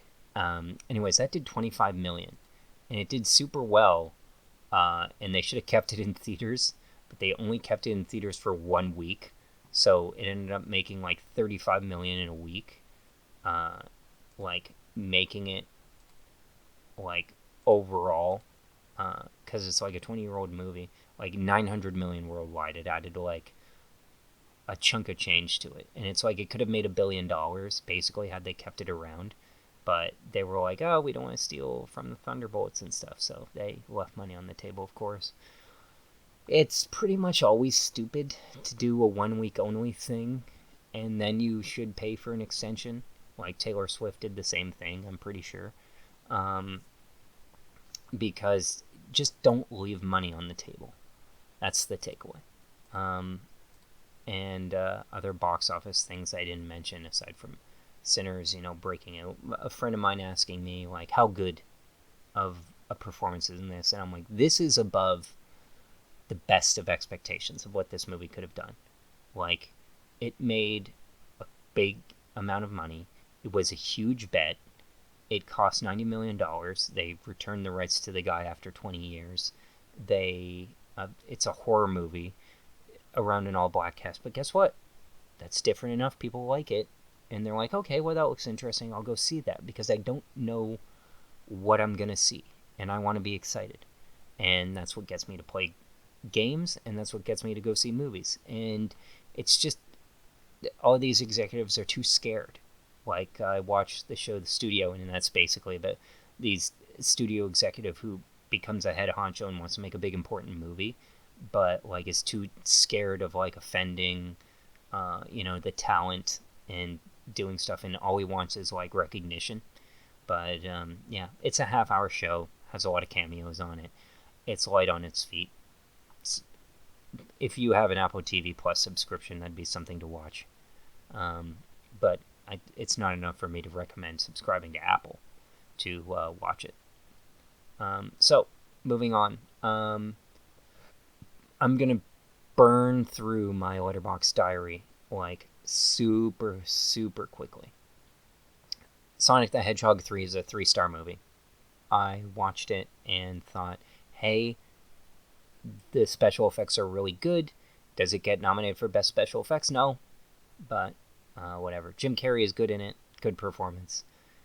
Best of the Sonic movies. Because I fell asleep during the second one, even though that might have been better. And I finished the Knuckles TV miniseries, by the way. Total waste of time. It's so funny that in the third one, they're like, oh yeah, I gotta go back to the guy who was the main character on the Knuckles TV series for like 5 seconds. And then they go back. Finally saw Green Book. Yeah, well done movie. No surprise there. Green Book, buy the book. Down the middle. Best Picture win. People hate it. I find it pretty inoffensive. Obviously the guy who was the grandson of the guy on which the movie is based made him seem a little less racist, which is kind of ridiculous. But it goes to show that, like, if you have two good actors like Viggo Mortensen and Mahershala Ali, who are, like, overqualified for their roles, and you give them a little bit of an edge, you make their characters suffer a little bit, like, that significantly elevates a movie when you don't sand down the edges. Moana 2, not a good movie, but at least it's not Frozen 2. I mean, I saw it, kept my nephew busy for a while. Kate and Leopold, we saw, that's a 3-star movie. Throwback to a time when those were more common. Jaws, I rewatched, 4 stars, good. Not a lot going on in it. Doesn't feel like a Spielberg movie. It's 50th anniversary this year. It's a good, summer blockbuster, summery movie to watch. It's a good date night movie to watch. There's a lot of it, though, until they get to the water, where you're like, this is boring. And I think that's fine to admit, especially in a movie that's like 50 years old. But yeah, Spielberg would go on to make better movies, actually. But this was his first true blockbuster. And because of Jaws, we have all those movies coming out in the summer now. Like, that's how transformative it was. Movies wouldn't come out in summer, and then because people were like, oh, people are outside doing activities, going to the beach, and then they made a movie about the beach, and people were running to the theater because they were scared of the water, and they never came back. The Apprentice I saw, yeah, the lead as Donald Trump is very good, worthy of a nomination. The guy who was supporting actor playing Roy Cohn, Jeremy Strong, worthy of a nomination.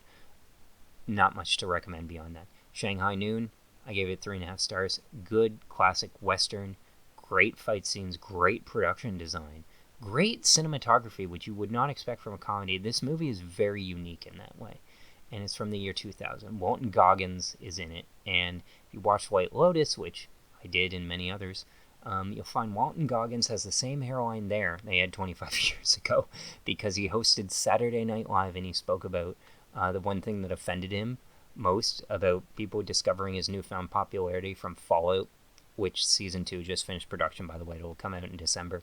And the White Lotus is like how this balding man with a receding hairline was the one creep who nobody saw coming to become like a sex symbol or something. He's like, hey, my hairline isn't receding. It has been the same for 25 years. And it's true. Grave of the Fireflies was a movie on my list for a really long time. Animated movie that make you cry, and it did make me cry. Maybe I'm just more weepy now, but it lived up to its reputation as a profoundly sad, moving movie, and I'd recommend Grave of the Fireflies as an animated film. It was available on Netflix. Sing Sing was a movie that 2 years ago people at TIFF watched and raved about, and then when it came out last July, people saw it, raved about it.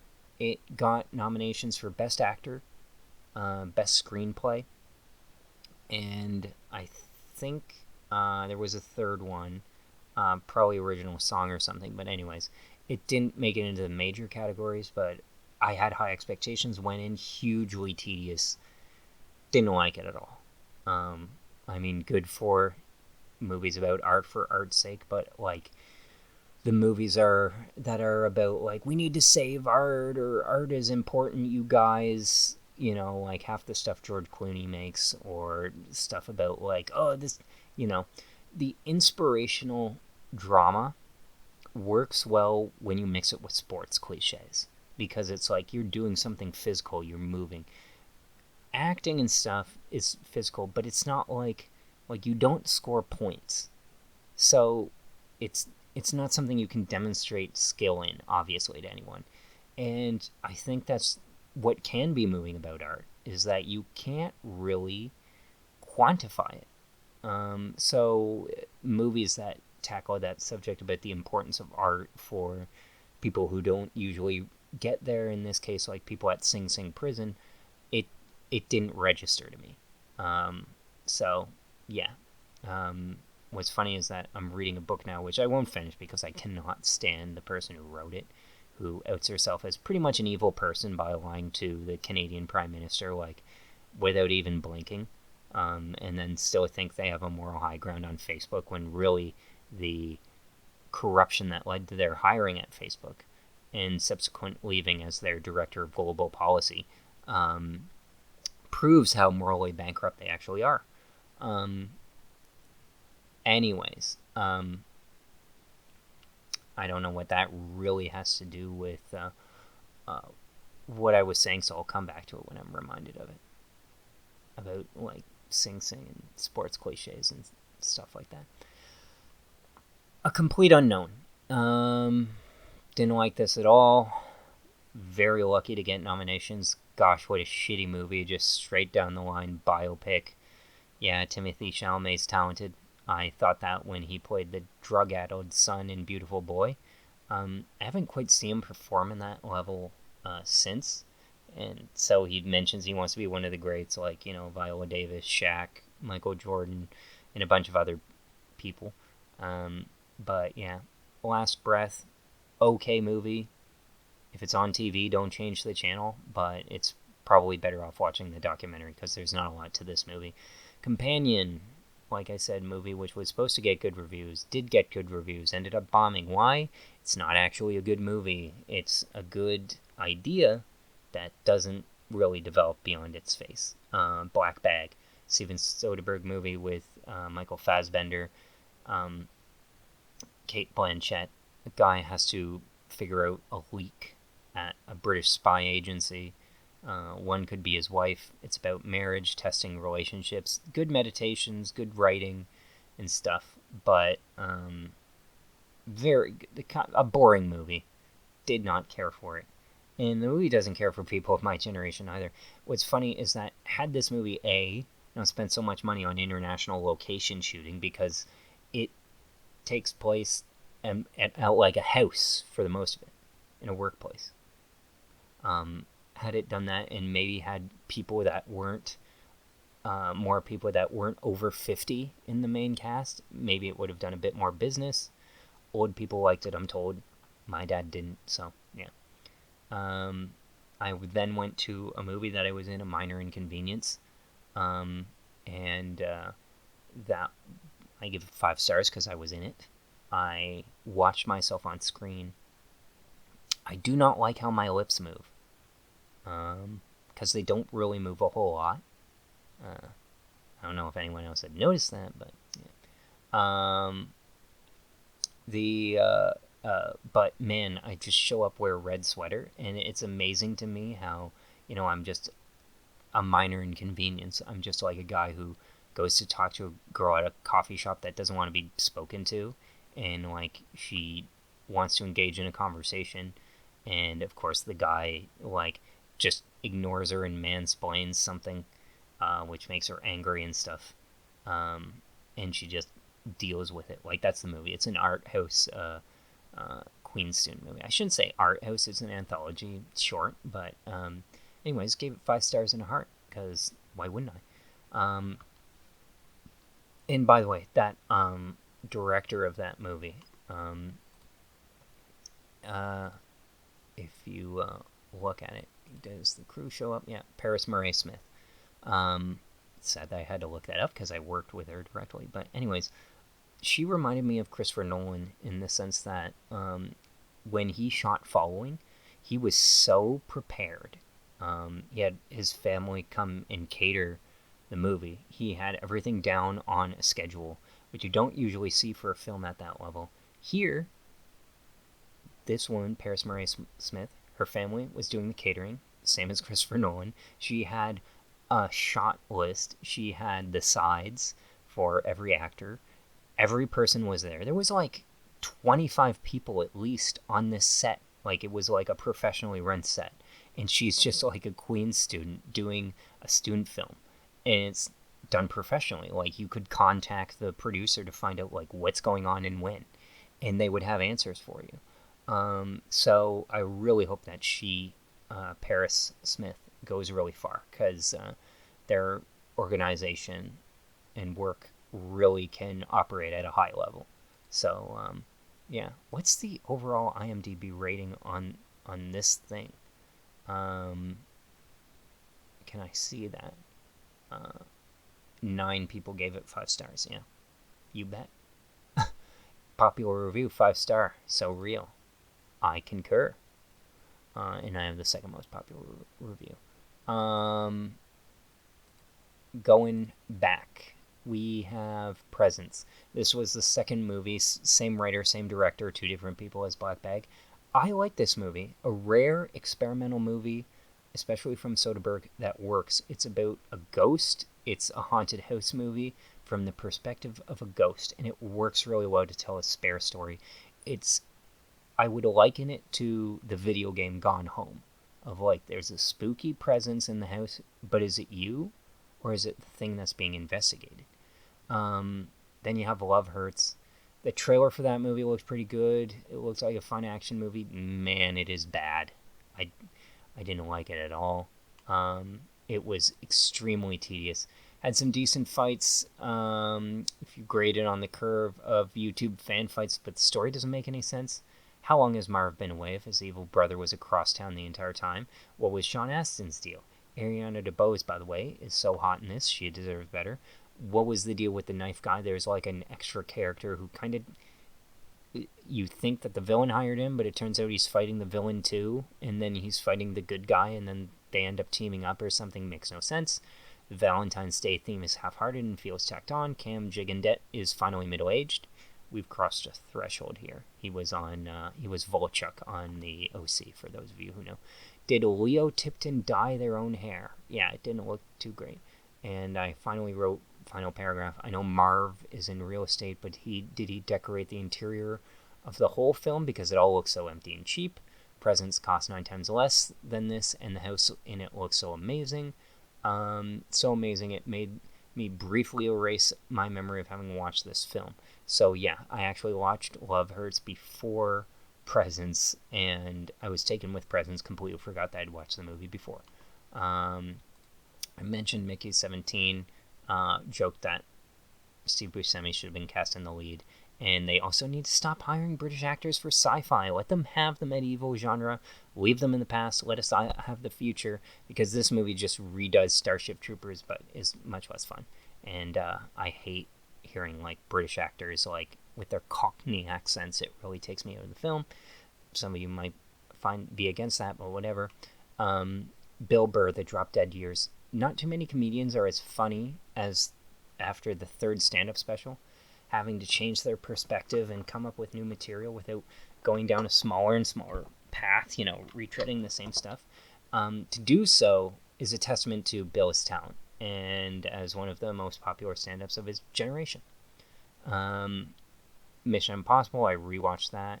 Why I didn't mark that as having seen it before.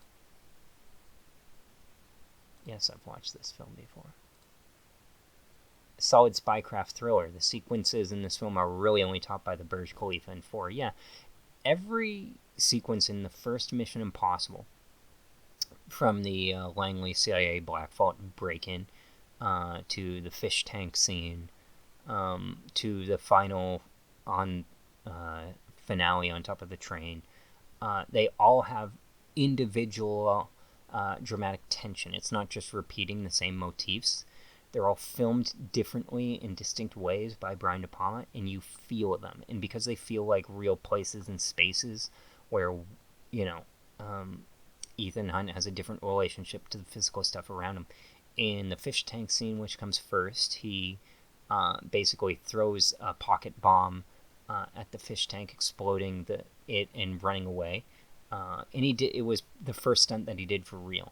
And, it's a reasonable amount of way away from the explosion and stuff like that before he goes. It's filmed at all these close-up Dutch angles and stuff like that. It's in a crowded place of people. In the Langley Vault break-in, there's nobody, and he can't touch the ground. Like, that's a different physical space that he's operating in, and he has to be silent. Whereas the previous sequence was all talking. And then the third sequence, which is the train top fight, which is still filmed really well. There's some comparatively bad early CGI, but it's only like bad because of they clearly did it fast, very late in the production process, and they're like, we need more juice, let's throw this in. It's a short sequence, but it's very, the director commits to it. And so, yeah, I like it a lot. I love the train top sequence. It still holds up, even those few seconds of bad CGI. And in it, like, it's so loud and blaring, and it's him and, one or two other people. And so I think about that sequence a lot, and it's a good movie. It's 4 stars. I like it better than Jaws, actually. I gave Jaws a higher rating. I gave it the same rating, but I gave it the same rating out of respect. And then Crypto is a movie, it's funny, it came out in 2019. Kurt Russell is in it briefly. Luke Hemsworth is in it, and Alexis Bledel is in it. I didn't rate it because I caught the end of it. My dad was watching it on Tubi, but I'm logging it out of respect. I enjoyed the end. It rips off Heat, which is okay, because I like it when filmmakers rip something off, but with respect. If they do it half-hearted, you're out of there. But if they're doing it because it's like, I liked Heat growing up as a kid, and I want to make that movie, my version, just not even out of respect, just because it's fun. This movie kind of felt fun despite its dark tone.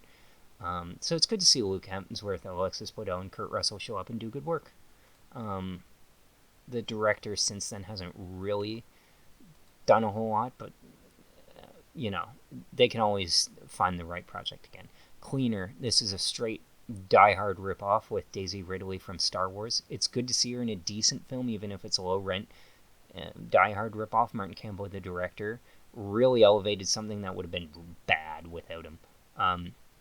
It takes a while to get going, but there are some good twists and fights in it. Yeah. Watch it, kill some time, move on with your life. Heart Eyes I gave 3.5 stars.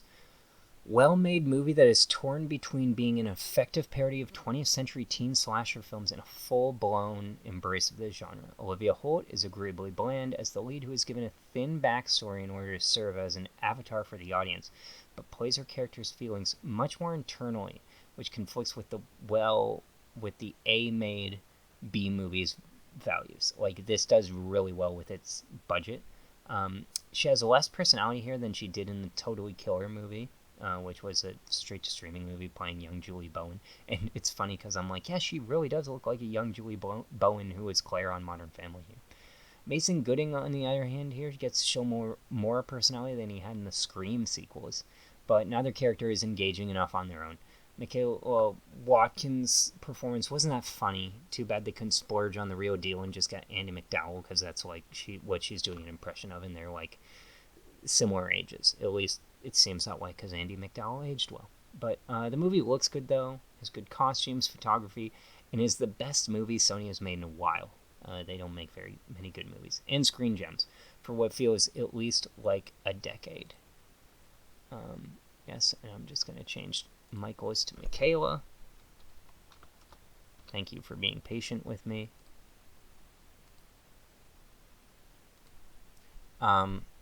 Yeah. So, Heart Eyes did make my top 10 of the year, along with a couple other ones. All good things I watched with my brother. Excuse me, just came back from a bathroom, food, and water break, but not all at the same time. I watched with my brother All Good Things, a very insignificant movie, more like All Bad Things. It's incredible how this movie sets the table for the Jinx. It is photographed and edited in a very ugly way that would be more engaging as a documentary. But it was a good way to introduce me to the Robert Durst case. This is a movie starring Ryan Gosling and Kristen Dunst. Or is it Kirsten? I believe it's Kirsten. Kristen Stewart, Kirsten Dunst. Also starring Frank Langella. I remember seeing the preview attached to some movie, thinking like, oh, it's Ryan Gosling doing another Notebook-style drama. I had no idea what it was about. And then I heard that,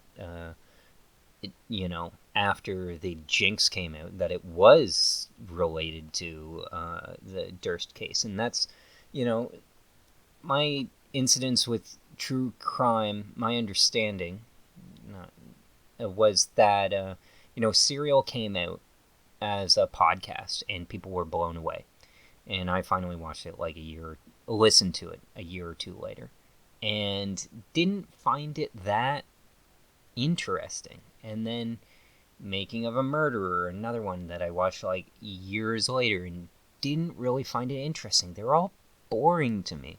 It's so funny to me, the amount of true crime that women watch, I guess. Maybe they'll feel that they'll, constantly living in fear that they'll be able to understand or see the signs or something. What many movies fail to do, and true crime can be so good at, because it's not afraid to be weird, because it's looking for it, is capture weird behavior, weird human behavior. Like, one of the things that's crazy about the plotline of this movie is that several years go by, and then it cuts to Ryan Gosling dressed unconvincingly as a woman living in Texas. And you're like, what? Like, this is the kind of thing that, like, elevates it as, like, oh, there's another act to this story. And what happened was this movie was made, and the guy who was inspired by it, Robert Durst, thought he had gotten away with it. And as a result, he met up with this guy for an interview and sat down, and then he jinxed himself. So, I mean, it's a fascinating little precursor to this case. Yeah, very fascinating. Bob Trevino likes it. This is a movie that I actually reviewed for The Independent, although I'm not sure if it's available at the moment. Let me just see if it's available to watch or view. It's a review that I wrote, that I worked very hard on, by the way. And what was so cool about it was, yeah, it's published right on, is that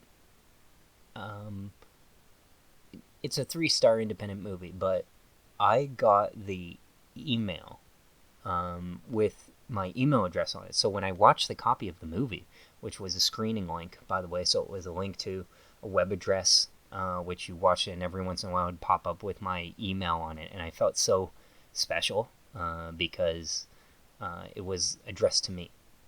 Yeah, the one thing that I couldn't figure out was that, like, the byline is FilmGamer, the bottom is my name, and I'm like, oh, do I want to be professional with, like, my review, so it's like first, middle, last name, look how respected I am as a critic, or do I want my alias that I've been using more and more?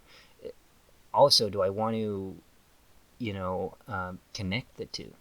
Because I've kind of grown more towards separating it, because on one hand, I want to raise awareness. On the other, I don't want to write something bad and then have somebody hunt me down, which is always a worry. Although, one of the reasons this podcast hasn't taken off is because I don't have absolutely batshit insane, blistering hot takes on something. Most of my thoughts and views are representative of the population, which, I don't know, maybe it will make me a good politician someday or something, but, like, I'm pretty boring when it comes to my reviews. I generally, like, somebody loves a movie, somebody hates it, I thought it was okay, I can understand both ways, I'm that boring.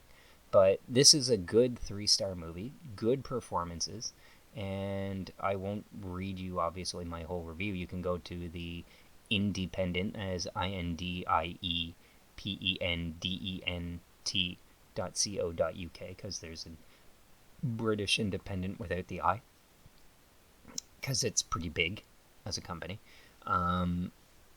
Anyways, they put out the feelers of, like, anybody want to review this? Anybody want to see? And I'm like, yeah. I had read about French Stewart talking about losing his SAG card, and then he did this movie and stuff. So I'm like, yeah, I'll watch this movie. So I just wrote, I like this movie, 3 stars. Is my simple thing. I enjoyed it. Good performances by Barbie Ferreira and John Leguizamo, who's one of those character actors who's been around for a long time, and this is one of the movies where he reminds you why he's still around, because he's good at what he does. So yeah, I followed that movie up with a 4.5 star review, which, if you know me, knows that does not come that often. I don't even think, like, did I write in my Mission Impossible review on Letterboxd that I had seen this movie before? That's what I'd like to know. I did. Okay, yeah. It doesn't immediately show up in his appearance. But Havoc. Is it a good movie? No. But it does have the best action fights of the decade, maybe even the 21st century. Yes. 4.5 stars. I like action. The action in this movie Havoc Netflix movie is insane. This movie was in post-production for a very long time. And it's like a nothing story. It's just Tom Hardy is an undercover cop, super corrupt, hired by the mayor, who's basically Eric Adams, played by Forrest Whitaker. Eric Adams is the mayor of New York City who's corrupt, got convicted, and, has backed himself with Trump because he wants to stay as mayor. Because once his, same as Trump, term ends, he still has a sentence to be carried out against him because he was convicted in criminal court. But it stars those guys. Forrest Whitaker basically hires Tom Hardy to find his son, who's implicated in a crime, and they're under attack by another unit, former partners of Tom Hardy's, played by Timothy Olyphant. And it just has absolutely amazing action. The kind of action that is the best I've ever seen. And my brother couldn't believe. He's like, "You really gave this 4.5 stars?" Because again, I don't give anything 5 stars. 5 stars to me is reserved for like the 10 best movies I'll ever like in my life. 4.5 stars is like one of the best movies every few years. Now, it is specific to my taste because, like, is the dialogue great? Can you hear, like, there is so much additional dialogue recording in this movie. It's obvious that they reworked it and reworked it and reworked it. I greatly enjoyed this movie. Just, you want some good action, watch this movie. It's from the director of The Raid. Top review, 3 stars. Where's the funny one-liner? Feature length episode of blah blah blah. Somebody who gave it higher ratings. Like, I give it the highest ratings. A Netflix action movie worse than Extraction. Well, Extraction is like an okay movie, so like, it has the gimmick of the one take scene. But Extraction 2 is better than that. I don't know what the guy's complaining about. Anyway, nobody has a hilarious one-liner, which is all what the best Letterboxd reviews are for. But I'll just get down to The Accountant 2, which I talked about.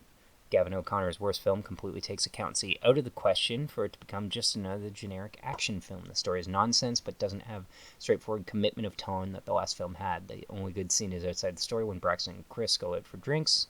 Check. Then I watched Man in the Iron Mask because my father was on a kick of Alexandre Dumas, having watched the Three Musketeers French remake and saw that they had just remade The Count of Monte Cristo.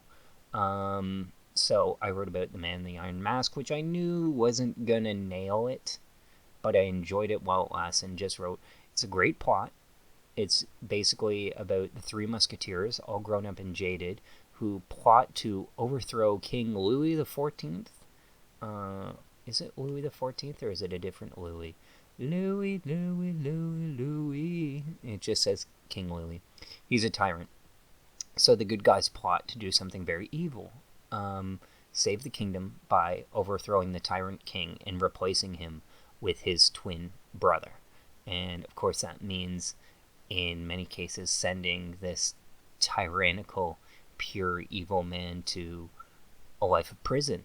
And it's based on a similar story in history where King Louis had a brother or a cousin, or basically a look-alike double, who lived his life away in secret.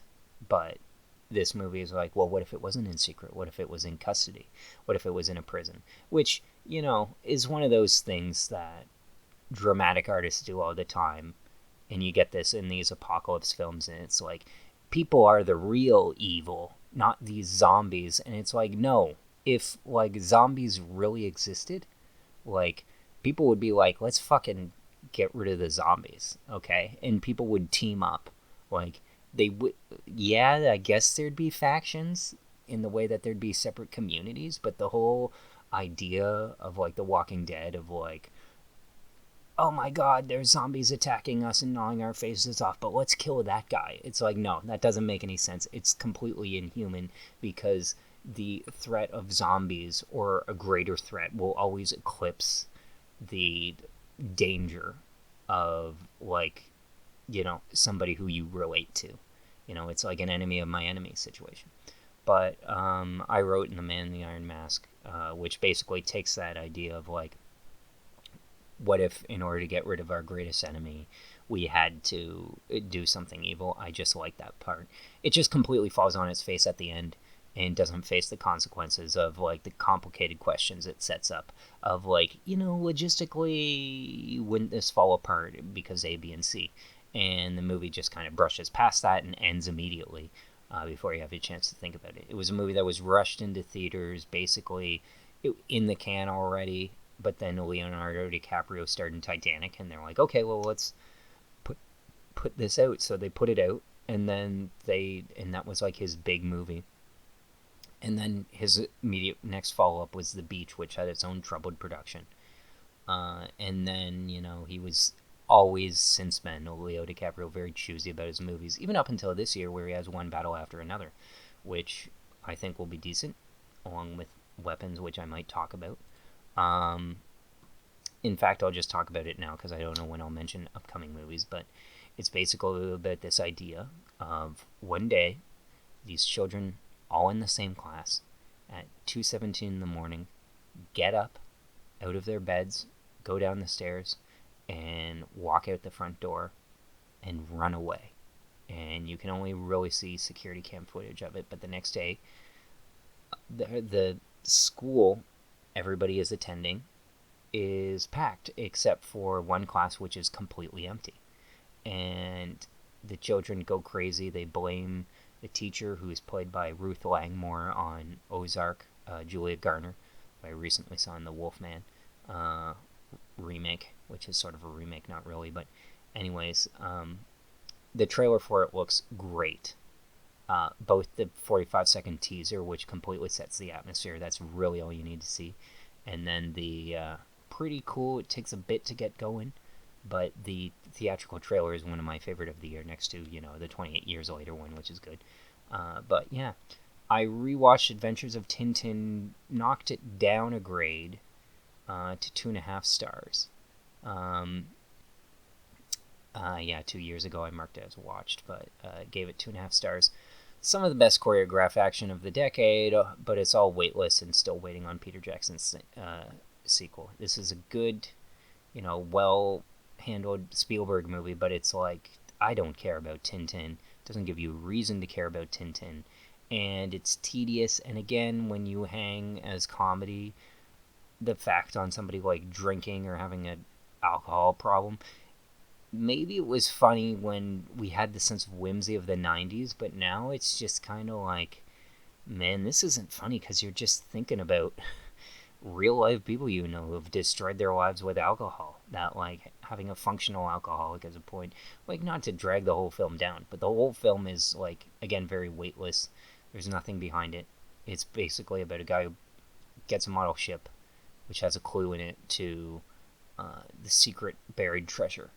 And it leads them on a globe-trotting adventure, but has a great sequence of one contained shot that could only be done in animation. But yeah, one of Spielberg's lesser movies.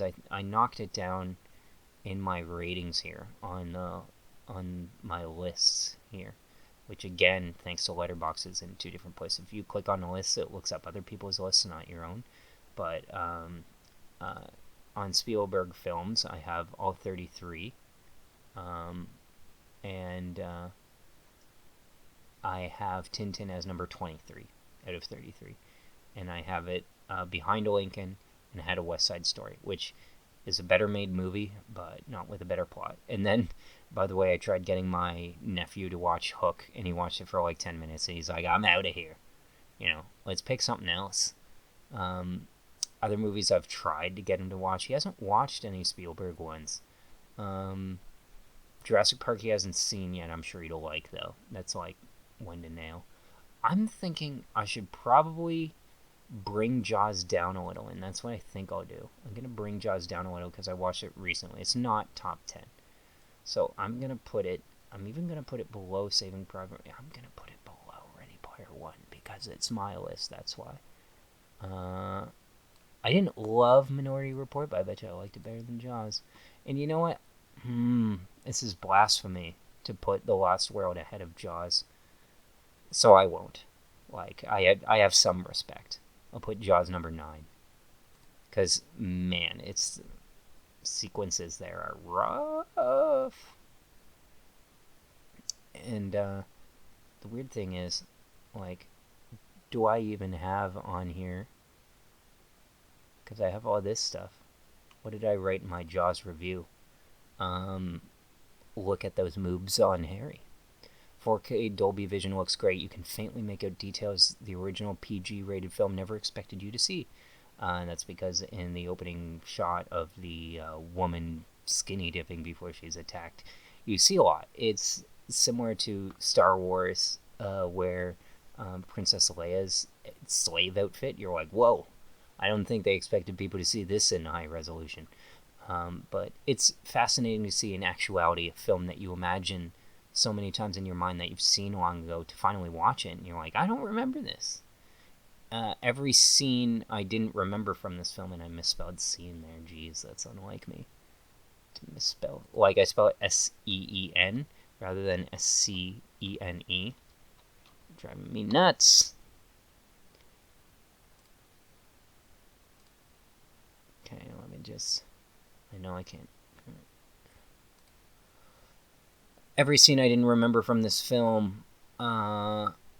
The second act is mostly boring and drags. I'd cut 15 minutes out of the film, but every film could lose 15 minutes, that's true. Roy Scheider is so underrated. He's so great in this film. It's one of Spielberg's best lead performances because he always nails the supporting roles. This is him taking on the lead. And I must say, this doesn't feel like a Spielberg movie to me at all, which is what I said to the guy Now and Then the other day when we were talking about it. There are so many little choices everyone else made behind the scenes. From the other crew members that made this what it is basically what I looked at. Going back. Man, I've watched a lot of movies. Jack. So, we started watching Old Dogs. And by the way, I'm getting close to the end here. I started watching Old Dogs with my brother because my brother wanted to watch Jack, and I'm like, this movie is like single digit Rotten Tomatoes bad. Turns out it's like 19% Rotten Tomatoes, but I'm like, okay, let's watch Old Dogs with Robin Williams and John Travolta. We get 15 minutes in, my brother's like, I can't take it anymore. I would rather watch a bad movie from a masterpiece filmmaker than a bad movie from a bad filmmaker. So I'm like, okay, we tried. So we watched Jack. And it's fascinating because John Matheson has 2 Academy Awards, and you can tell. So I wrote this. You don't know. This movie probably has the best Robin Williams performance, but it is trapped in a film that wants to ask all the big questions about life, which go unsupported by its go-nowhere screenplay. Has a true Bill Cosby jump scare of him popping up in a children's treehouse. Has incredible camera work by 2-time Oscar winner John Toll. My brother suggested this film was much too horny, true, and ill-conceived, and I suppose I would agree with him. I remember flipping through the channels as a kid and this movie showing up, and my mom fondly remembering it. Later, when I looked it up on Rotten Tomatoes, I was surprised by how badly it was reviewed. This is not a film for the critics. My brother and I were debating on a memorable film to watch. He wanted a bad film, so he suggested Gotti and Jack. I offered a compromise to watch Old Dogs, but we only made it 15 minutes in before he demanded a bad film made by a great filmmaker rather than a bad film made by a bad filmmaker. It has a boring non-ending, which is its biggest sin. Really, what this movie needs to do is end with Jack dying. But it doesn't have the guts to, because it thinks it's a crowd pleaser. But really, it's way more blistering and revealing about its own filmmaker than anything else, because you're an artist, every portrait is a self-portrait. Moving on up, I talked about Thunderbolt, so I don't mean to mention that. Count of Monte Cristo, I gave 3 stars. I love the length and that it was a movie and not a TV series. An unfussy professional movie that is quite good, but is far short of being great. This movie looks amazing. It has a good cast, obviously a good plot and source material. I greatly admired the length and enjoyed spending time in this. It is a huge improvement on the Jim Caviezel Guy Pearce version, because Jim Caviezel is a good character actor, not really good at holding the screen. Um, and he's kind of unconvincing. It sounds kind of dumb, or he's very good. He's kind of like Mark Wahlberg, where he's very good at playing dim characters. Um, just air going through the ears and stuff like that. But Mark Wahlberg is really funny, and Jim Caviezel does not have that sense of humor. But Count of Monte Cristo. Yeah, my dad liked it. It was really highly rated on Rotten Tomatoes, so he was like, the Blu-ray for this is the right price. I'm going to order it. And, movies are expensive now, and this just came out in France last year. So, watching it, I could probably watch it again, because it's pleasing to the eye and ears. It is subtitled, but, it's based on a French novel, so what do you expect? But, yeah, Count of Monte Cristo. It's a movie you can watch and enjoy. 2024 version. It's just, the one thing it lacks is set dressing, set decoration. Everything looks pristine, clean. It embraces the digital image. It looks beautiful. The blues are gigantic and pleasing. The estates are wonderful. It has a wonderful career-spanning story. The only issue is that there's a lot of characters, so you're like, who's that? What's that again? And you need more distinctive faces. This is kind of why I favor diversity, because it's like, and it's funny because this is something that Oppenheimer understood. I know that that's an all-white movie, basically. Somebody even put, like, if you're a working actor in Hollywood and you're white and you weren't cast in Oppenheimer, that's on you, man. Which is a pretty funny review. But the thing that Oppenheimer gets is that it has people like Rami Malek and Josh Hartnett, in Matthew Modine, James Remar, these actors that I know about that you have seen somewhere, even if you don't know them. But it's enough that, like, when Rami Malek shows up after being on screen for like 30 seconds in one scene and then shows up 2 hours later, you'll remember who he is, because you're like, oh yeah, that guy, because he has a distinctive look to him. And that's just something that, all great artists should look into. Like, I know nobody would necessarily consider Oppenheimer to be a diverse movie, but in terms of understanding the wide range of characters, and the thing that the movie does is that movie has no composite characters that are like made up of 3 or 4 people. It's everybody is a real person that ever lived.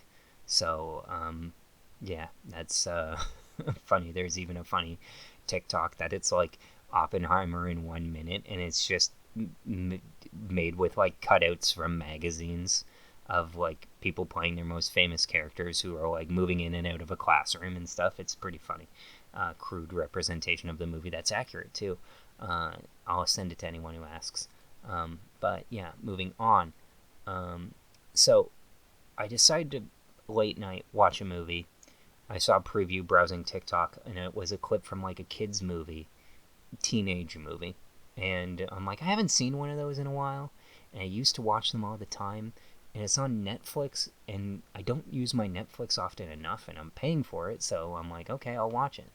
And terrible title, of course, forgettable title, but exactly the kind of 90-minute Netflix movie you watch on movie night, and I gave it 3 stars. The people who made it, I think that they were writers on Always Sunny in Philadelphia or done some other comedy shows, and they made this. So, you have Caitlin Olsen in it. You have a couple other character actors. You have Bobby Cannavale in it. And it's not huge, like it's operating at the limits of being a Netflix movie, but I enjoy it. I thought it was like watchable. The one guy was styled like Heath Ledger. That's on purpose, and I made a TikTok even about it. So I gave it 3 stars, and then I finished, because I had started the first half, Another Simple Favor, the Blake Lively Anna Kendrick movie. Amazing gowns, amazing sets, amazing location work. Career worst performance by Blake Lively, who I don't mind, even though she's full of herself, and Anna Kendrick, because they don't know what movie they are in. Paul Feig doesn't help them. And he directed it, and they hired a known awful screenwriter, the screenwriter of Shutter Island, which Scorsese himself has repeatedly iterated that I hated the script, nothing in it means anything. Of course, that person gets hired to write this movie, and you get the exact same situation. A beautiful, unique, remote locale, a movie that looks amazing, so maybe that's, penned in the screenwriter's favor, but it 1 star out of 5 movie. Because it's like a waste of time and predictable. I then finished Precious, which I gave 2.5 stars. A movie that is sort of like Spike Lee in the sense that it's like narratively, there's both not a lot going on, but then a lot of other threads. There's a lot of cutaways that don't work, especially as the story progresses. Scene to scene is kind of wonky, but the actors know their characters and give dynamite performances all around. Like, again, I don't like Precious that much, but there's a scene with Monique or a scene with Gavernese Sidibe, and they're like pouring their hearts out, and you're like, this is incredible. Too bad it's not in a better movie. 2.5 stars. But, worth watching for the performances, and it has the funniest title of all time of Precious, based on the novel Push by Sapphire, because it was originally going to be called Push, but there was a Dakota Fanning, Chris Evans movie coming out called Push about regular people getting superpowers. It came out the same year, so they're like, let's call it Precious, based on the novel Push. But like Push describes a lot of novels, so they then Precious based on the novel Push by Sapphire, and it became like a joke of itself, its title, because it's so long. Because based on and by the is like ridiculous. I then finished a long and awaiting movie that is a Scorsese movie that I hadn't seen, Silence. Scorsese spent like decades trying to get this movie together. And I remember seeing the trailer and thinking it looked awesome. Silence has a wicked awesome trailer to it. I started watching this movie on Netflix and gave up after 20 minutes because I got bored. Over 5 years later, I finally watched it, and it is just as boring as I figured, only now I can hide on my phone. Yes, when I watch at home, I glance at my phone. To think I've gone with my friend or taken my family to see this at Christmas was an option in theaters. For such a cool premise and amazing set photos and amazing trailer, it's a boring movie. And Scorsese has a lot of those, which is why I'm not the biggest fan of his style. Scorsese makes many movies that are homework, and this is one of them. It did cause me to briefly think about my faith, because the whole time I'm thinking, I'm like, okay, this is Christianity, this is Catholicism, this should mean something to me. But the way it tells its story is pretty boring. Here's hoping Kundun, which he made in the 90s, also about, religion, remote Tibet, crisis, silence, oppression, the religious themes that Scorsese deals with, part of his kind of religious trilogy of those movies coupled with The Last Temptation of Christ. Hopefully that one's better. Last Temptation of Christ sure was better than this, but it had more interesting actors. I don't think Garfield is very great in this. Adam Driver, most people express that they wish that had they swapped Andrew Garfield in Adam Driver's roles, the movie would have been more interesting, and that's true.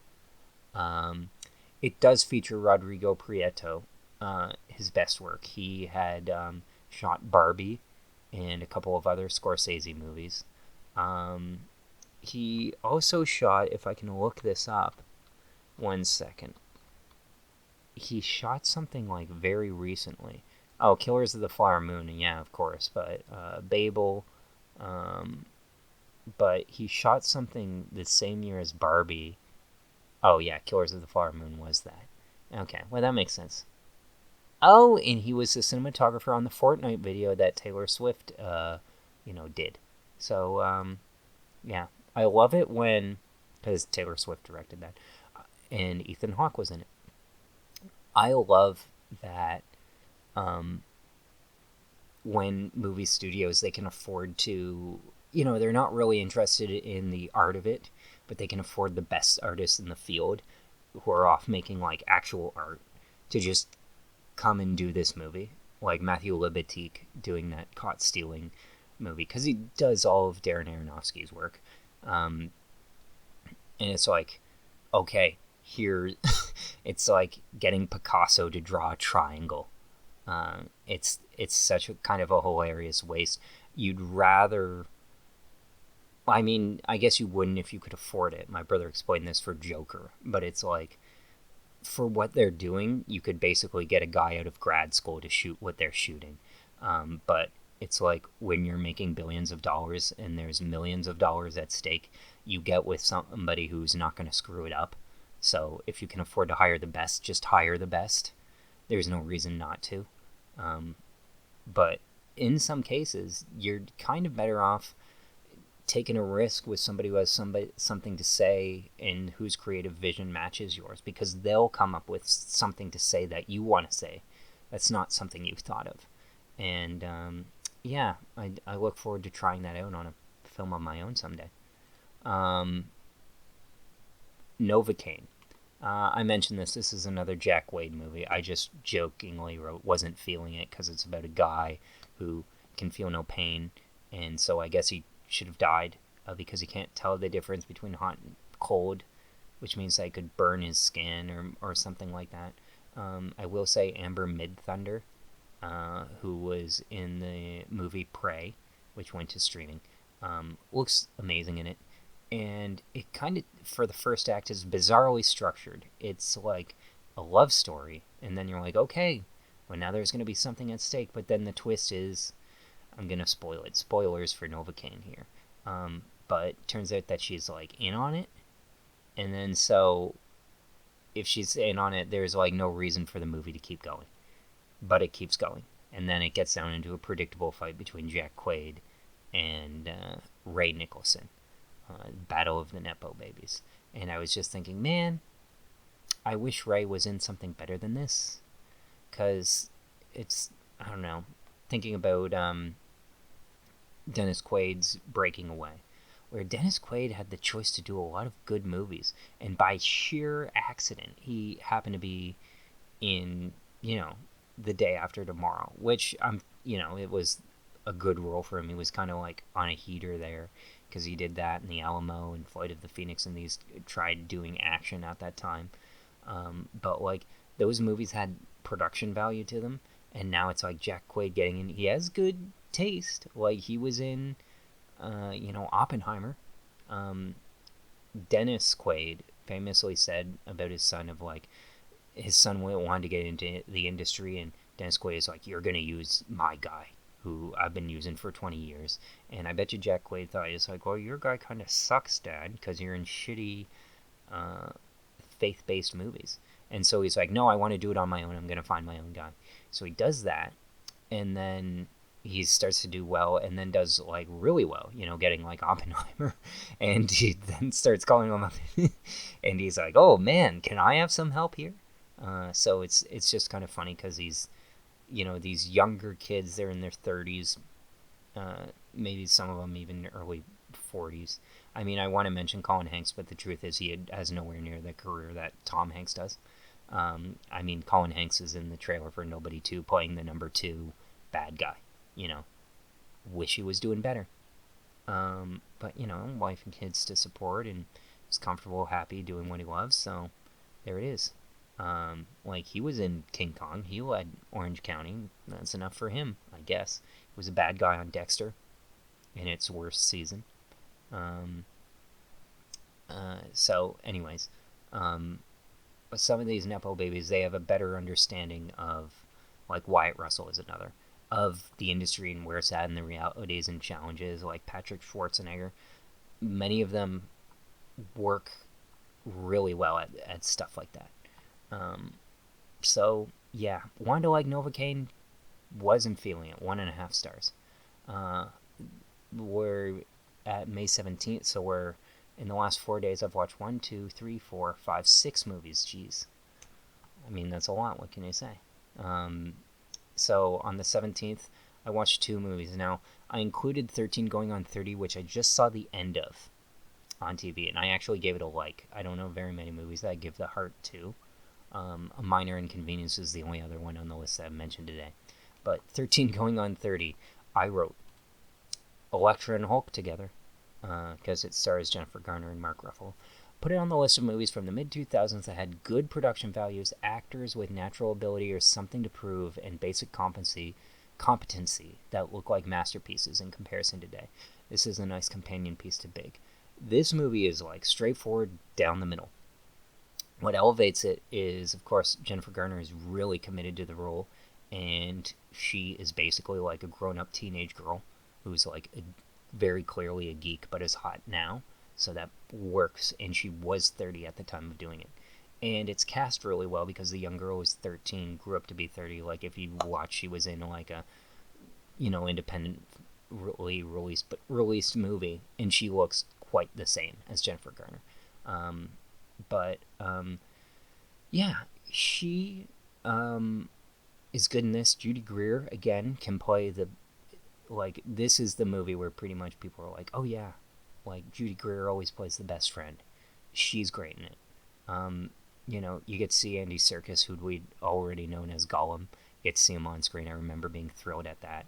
And the scenes between Jennifer Garner and Mark Ruffalo's performance in this movie is so good because in every scene you read the hurt on his face of how he felt, of like he's reconnecting finally with the woman that broke his heart. And they do the kiss thing, but it's not like an, oh no, I shouldn't have. They just kind of let it go.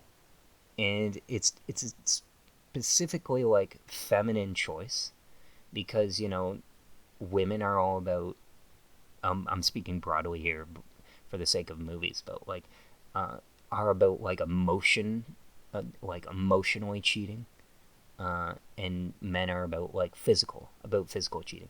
And it's like an emotionally cheating film. And because it's like directed by a man who passed away,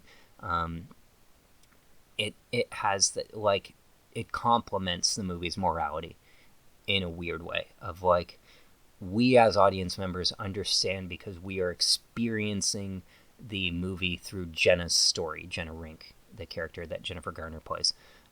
Jennifer, we're experiencing the story through her eyes. So, of course, the apple of her eye being Mark Ruffalo, who is believable as, like, he's a hunk. Of course he would, we want him to be with her. We want him to cheat on his fiancée. And it's his fiancée, and she moves up to getting married and stuff like that, to even his surprise. But, like, on paper, it's like to root for a guy to cheat on his wife. Like, many movies since have tried that and tried to do that, and they don't work. So that's, I guess, interesting. But it's a movie I remember watching as a kid. I have it on VHS, and it's just kind of funny because it's a movie like made for kids and girls that like guys like too. I remember enjoying it and watching it as a kid in 2004. I believe that my dad might have went to see it with my sister, who's celebrating a birthday today. Shout out Chloe, happy birthday, love you. Yeah, if I can look up here, because this is 2004, so it would have been the year of Spider-Man 2. But I'm trying to think like what other movies would that have been, like the Hellboy year, I think so. And The Punisher was what I saw in theaters for brother's birthday. That was the first R-rated movie I ever saw. I remember in the theater, John Travolta drops his girlfriend off a bridge onto a train where she breaks her ankle and gets run over by a train. And my dad comes over to me and is like, oh, we should have picked another movie. We really should have picked Hellboy. But, like, because that's a good movie. But it's just so awesome that, like, The Punisher is, yeah. A lot of good movies in theaters that year. Like, that movie was number 2 to another man-centered movie, Man on Fire. Okay movie, 13 going on 30 is better. Kill Bill Volume 2, The Punisher, Home on the Range, which I've never seen. That's the one Disney hand-drawn animated movie I haven't. Probably one of their lesser famous ones. Scooby-Doo 2, which I saw during the pandemic and is okay. Hellboy, of course, it's great. And then Johnson Family Vacation. I'm sure some people saw and watched that. That came by Fox Searchlight now, who almost exclusively do, Oscar movies. So it's kind of funny that they did. This was it, them in their indie space. And then Ellen Enchanted, Walking Tall, Passion of the Christ, and Alamo. Like, can you imagine if, 12 movies, original movies of that caliber came out today? That'd be amazing. It'd be a miracle. Will it ever happen again, though? I don't know. And then we have A Working Man. I gave this movie 1.5 stars. It starts off so simple, so straightforward. Guy, Jason Statham, working construction, minding his own business. He gets his buttons pushed by these gangsters, kicks their ass. They show up, cause trouble. Next day, they take somebody close to him, the guy who hired him's daughter, and he goes to get them back. Very simple stakes. Sylvester Stallone must have been working with AI or something to create something, and then David Ayer wanted to add a whole bunch of tough guys. Yeah, the acting in this movie, aside from the seasoned veterans like Jason Statham and Michael Pena, aren't very good. It has David Harbour as well, who's good, and everybody with a name on them works well. But the problem is that Jason Fleming shows up, and you're like, oh, this is going to be the Russian bad guy. And he's disposed of, really quickly in the story, but he's an actor of caliber, and after he leaves, you're not, there's nothing to look forward to. So you're just kind of like, okay, well, who's going to be the big guy that Jason Statham kicks the ass of that you're going to enjoy? And there's nobody. And so you end up with a very straightforward film with all the players ready to do their part. And then after Jason Fleming exits the picture, this movie has nowhere to go but down. There's a lot of business talk that doesn't make a lot of sense, of Jason Statham getting integrated, going up the chain and doing drug deals. There's a lot of David Ayer movies that have to do with drug deals. And David Ayer shows up, shows that he knows how to stage a scene and how refined his chops are, but he can't get out of his own way with his and Sylvester Stallone's ponderous script.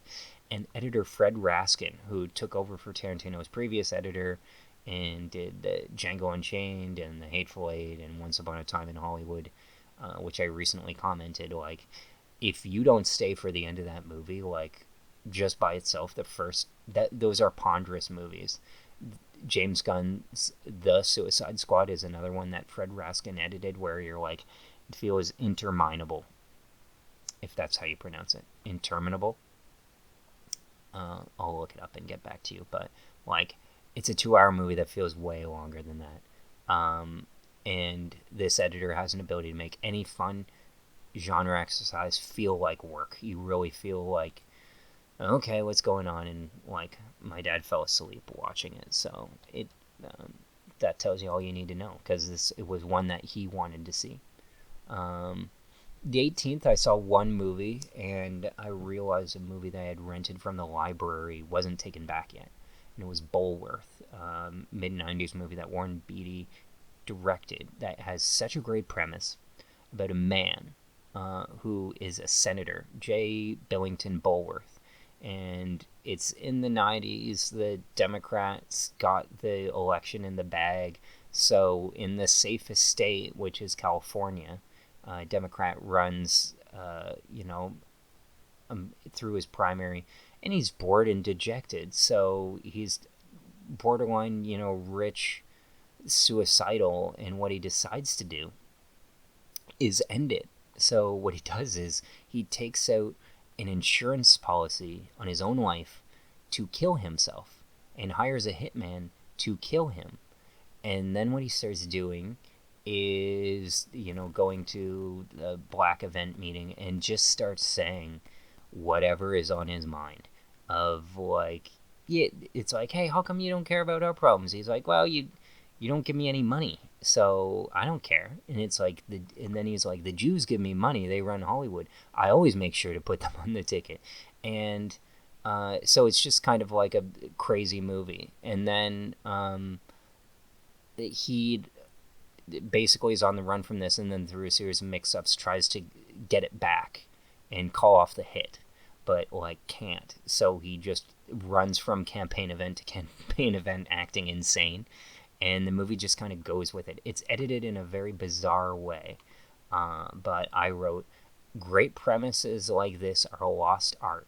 It has good soundtrack themes and understanding of its own material. It's edited shoppily but never boring. And I watched it on my 4K player. Turns out that they render everything natively, so it was DVDs are 480p, so it's just like a square dot that's like 1/9 of the space in the center of the TV. I'm like, I can't watch this.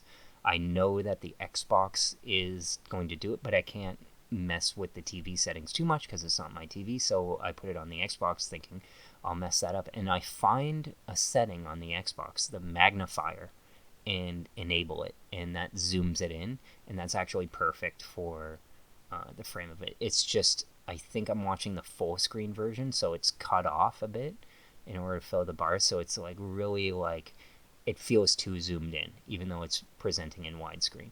But those pan and scan, if you know what that is, where it just zooms in so there's no black bars on top, that's basically what full screen movies were. So because of that, I can't enjoy the movie too much, and that contributed a bit to it, but I still gave it 3.5 stars.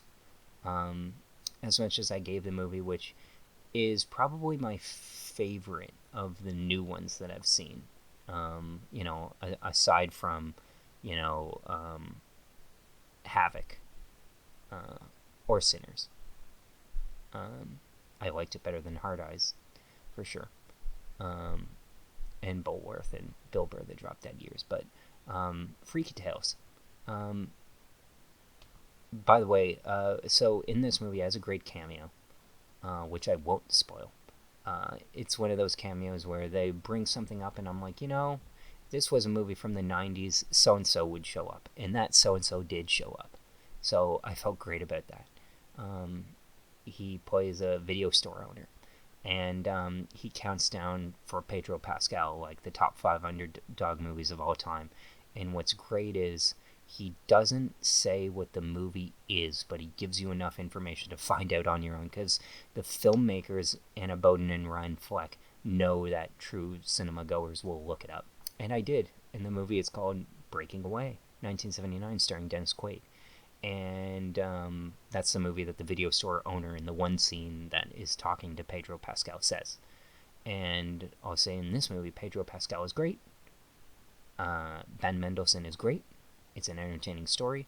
The ending leaves a little to be desired, but it's fun times. It takes place in 1987 Oakland, and it's about 4 different stories, which are all interconnected, that talk about this time and fighting hate and rising up against bullies.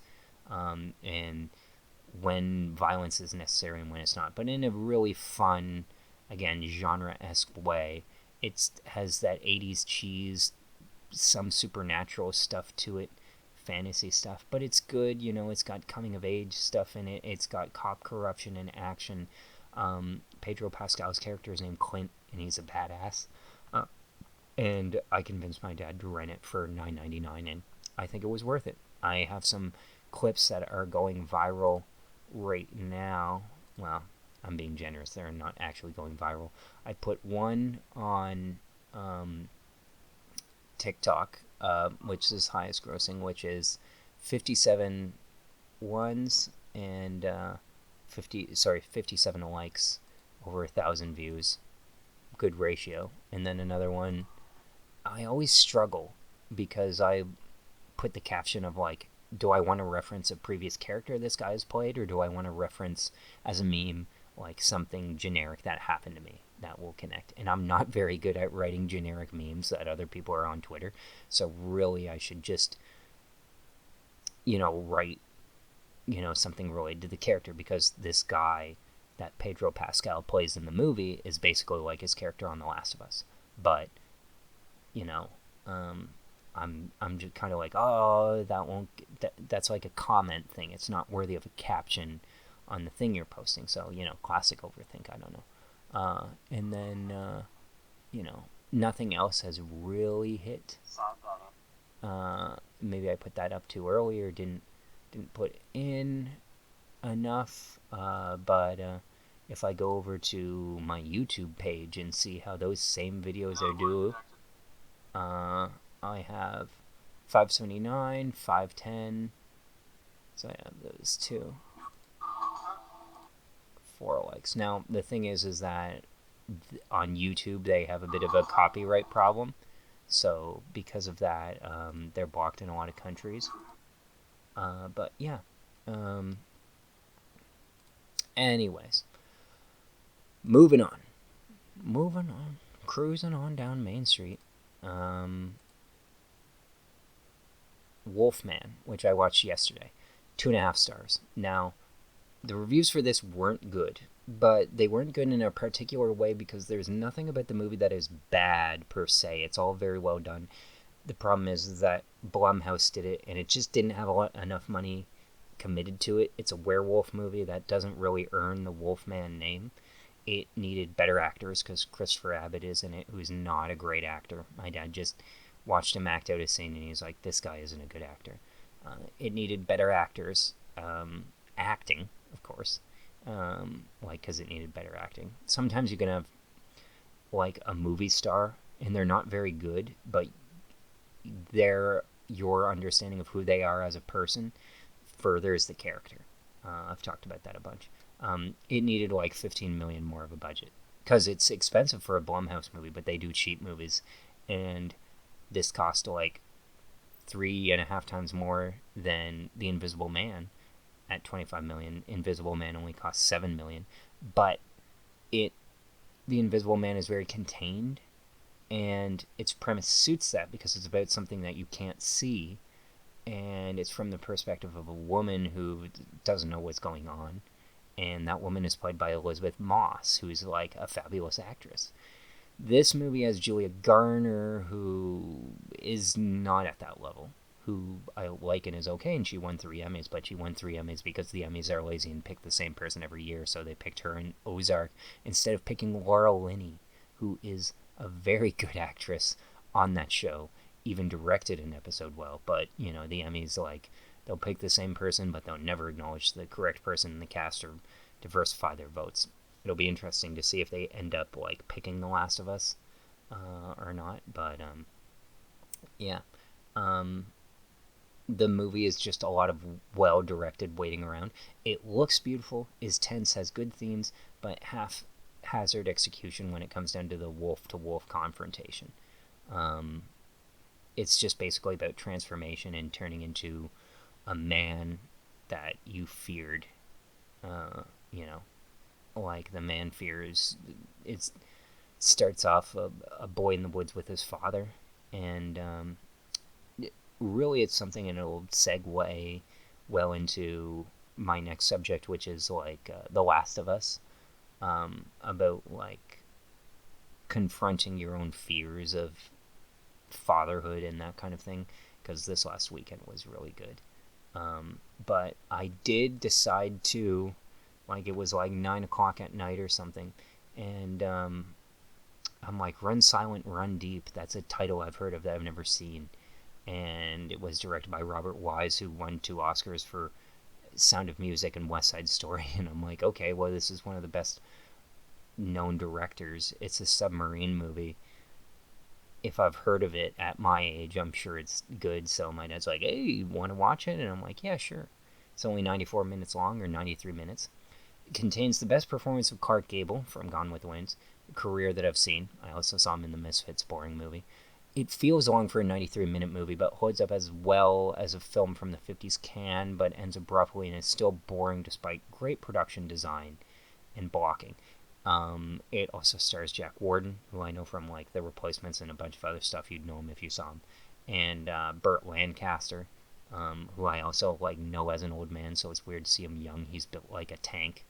And Don Rickles, a young Don Rickles, is in this. The Insult comic. I would say that it is surpassed by Crimson Tide, which is on Disney Plus, which expands on all the best parts of this movie. Crimson Tide is basically a remake of this movie, essentially, but directed by Tony Scott. in the 90s, so it has like 40 years of technical advancement that goes into that movie. Now we're kind of due for another good, movie, because we haven't had one. It's 5 years. Somebody pointed out it was like, oh, in 1995 or 6 we had Crimson Tide. In 2000 there was the hit U-571, although not like a great movie. So like they're like every 5 years we need like we can have a good sub movie. The last one was Black Sea. And so that movie came out. It's with Jude Law and Ben Mendelsohn, and about like they pick an old. It's from 2014.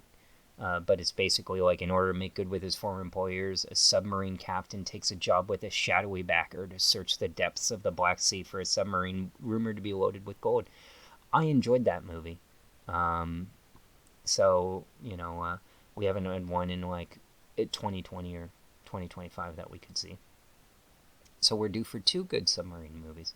But yeah, I gave it 2.5 stars just because it's dated, it's boring a bit. It lacks intensity because the camera, they didn't have the Steadicam back then, so they can't put the camera everywhere. And as well, in a submarine movie, it's still hard to put the camera everywhere because the set is so contained. They do some dated special effects of like miniature work, which is well done and effective and inspired, but it's just kind of like, it's clearly fake. So those are the movies that I've seen. Now I'm all caught up. So hopefully we'll be better and not as excruciatingly long about that the next time. So with that, I'll move on to TV.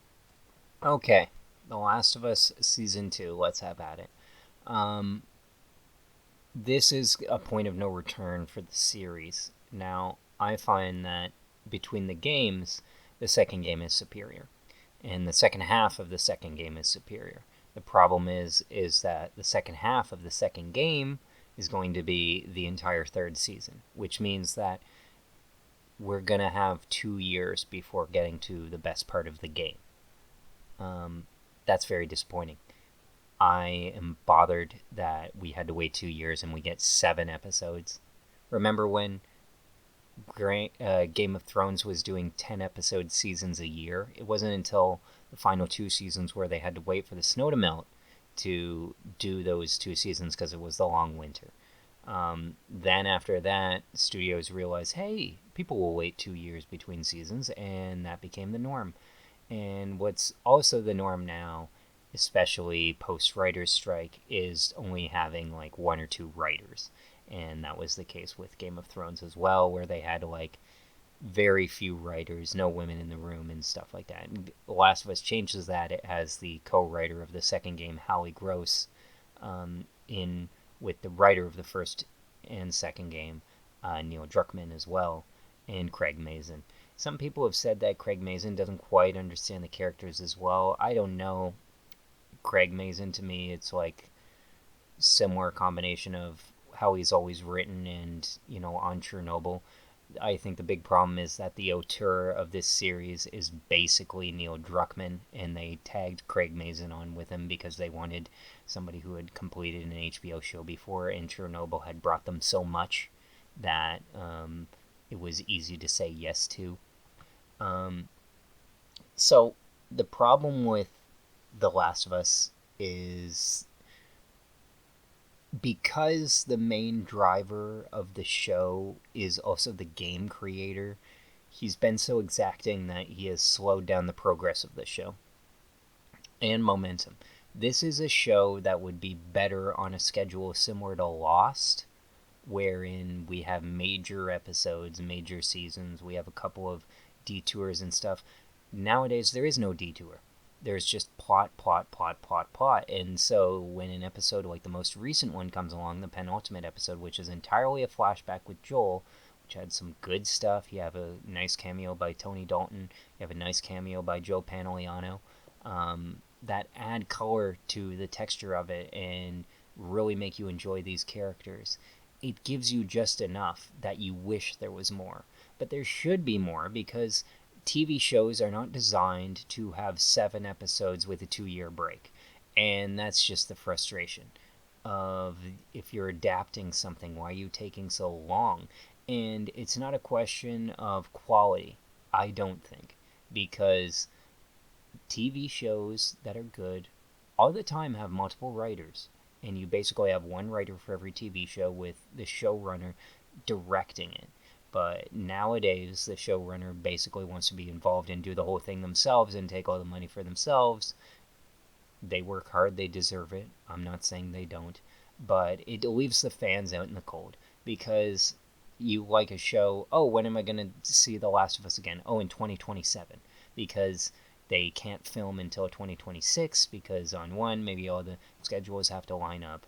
But the other problem that they have is just that the writers need to do it. And because the writers are busy on post on season 2, they can't get into pre on season 3 until well into, the year. So, like, they're probably still editing the final episode even. It probably goes out on Friday and then is locked for Sunday. And then you have the series, and then they'll do, the Emmy runs and stuff like that, because Emmy season eligibility ends at the end of May and then is in September. And then, according to the actress who plays Dina, Isabel Merced, she says they're not going to start filming until early 2026. And this show, like all shows now, film like movies, so they're filmed for 6 months. So that takes us starting in January to June of next year. So we have a year from now before they finish filming season 2. Before they finish. And then you have another 6 months of like post, because there's heavy post work. And then there's a question of, does this fit into HBO's schedule? If I were HBO, I would just order more episodes and force the writers to bring in more people, because this is really annoying. Why don't they just do a movie?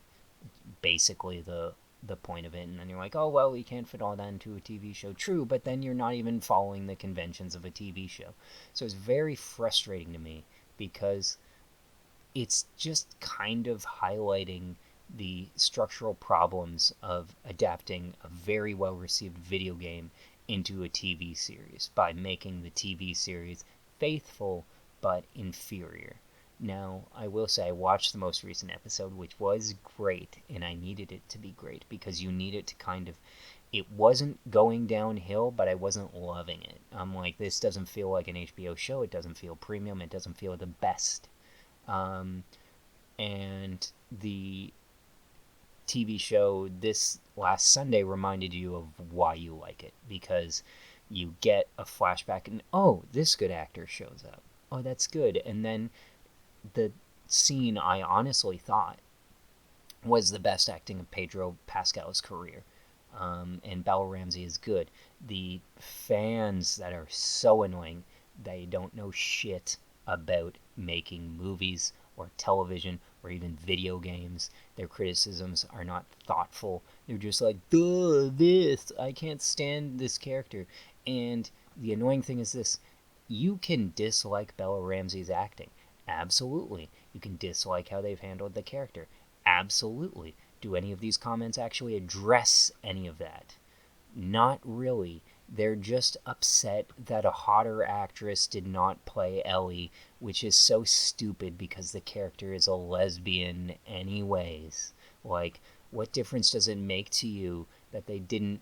Like, do you know how insane it is to ask them to recast a character who's playing a 19-year-old, who's 21, 22, and hire a 29-year-old that has nothing to do with the show, in this case, the actress Kaylee Spaney, who was in Alien Romulus and Civil War.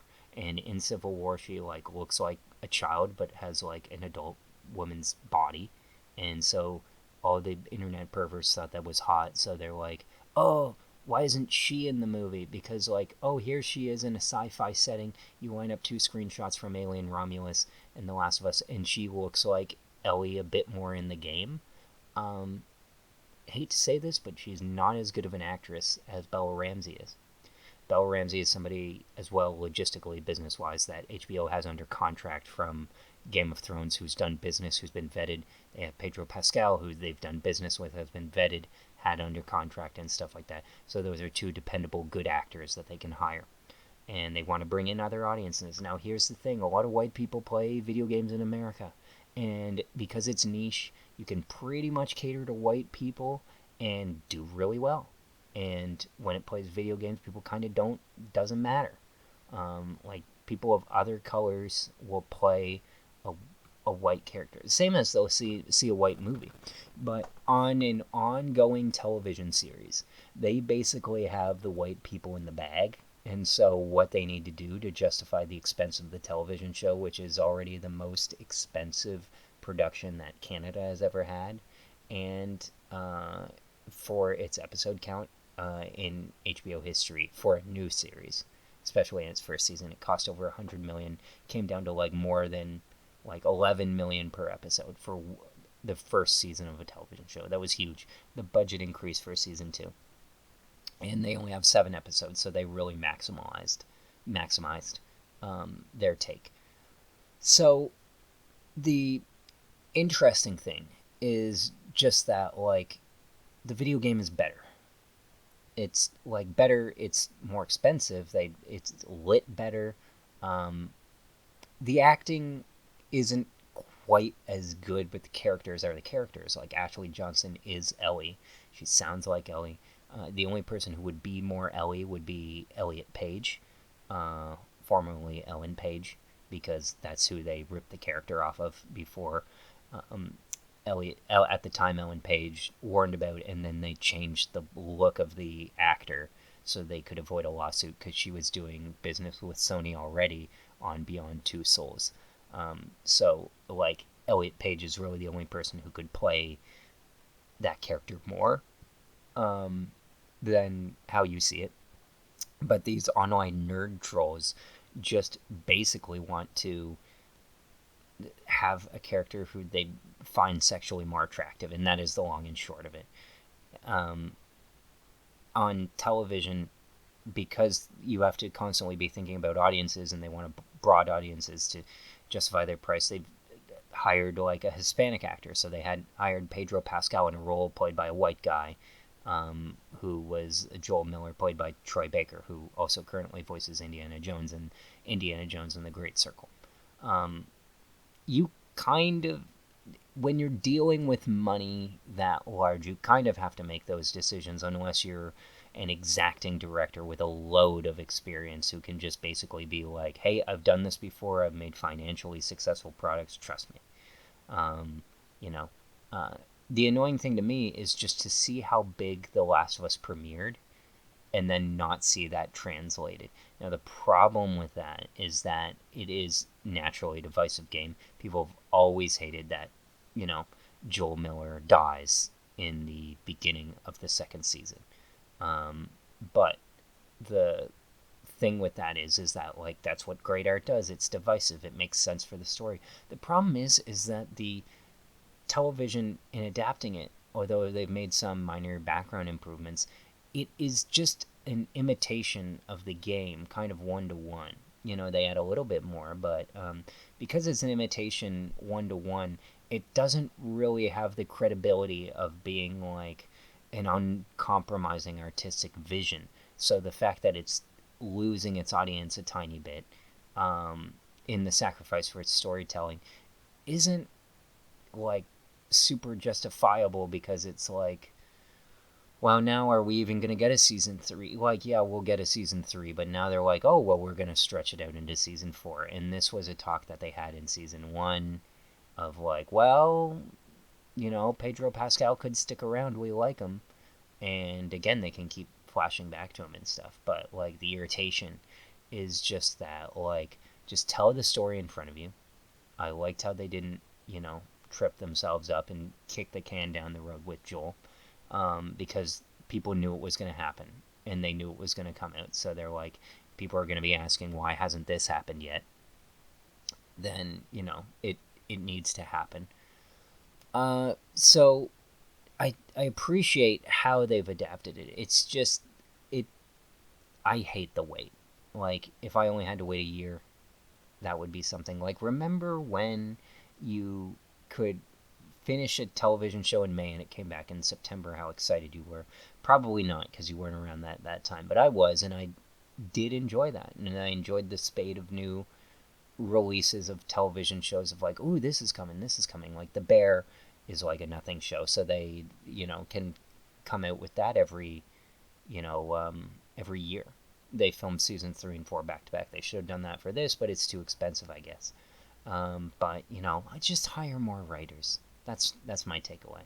I'm so bitter that it's ending this Sunday, and then now it's like, oh, you want to see the conclusion of the story that we started telling at the beginning of this season? Wait 2 years. That doesn't feel very TV to me. And that's really all I have to say about that. Naughty Dog is apparently working on a side project. It would be cool if The Last of Us 3 was it, and it was coming out in like 18 months before the third season, because that would be dope. I would think that, like, how cool it would be if Last of Us 1 was a hit, and they're like, okay, Last of Us 3, let's get under the gun here. Like, and then maybe they get other writers or something. Sony forces their hand a bit. Because in 2013, in March, Tomb Raider game came out, early March, which was great. And Bioshock Infinite came out. And then it was originally scheduled for May, but June, The Last of Us came out. And then in September, Grand Theft Auto 5 came out.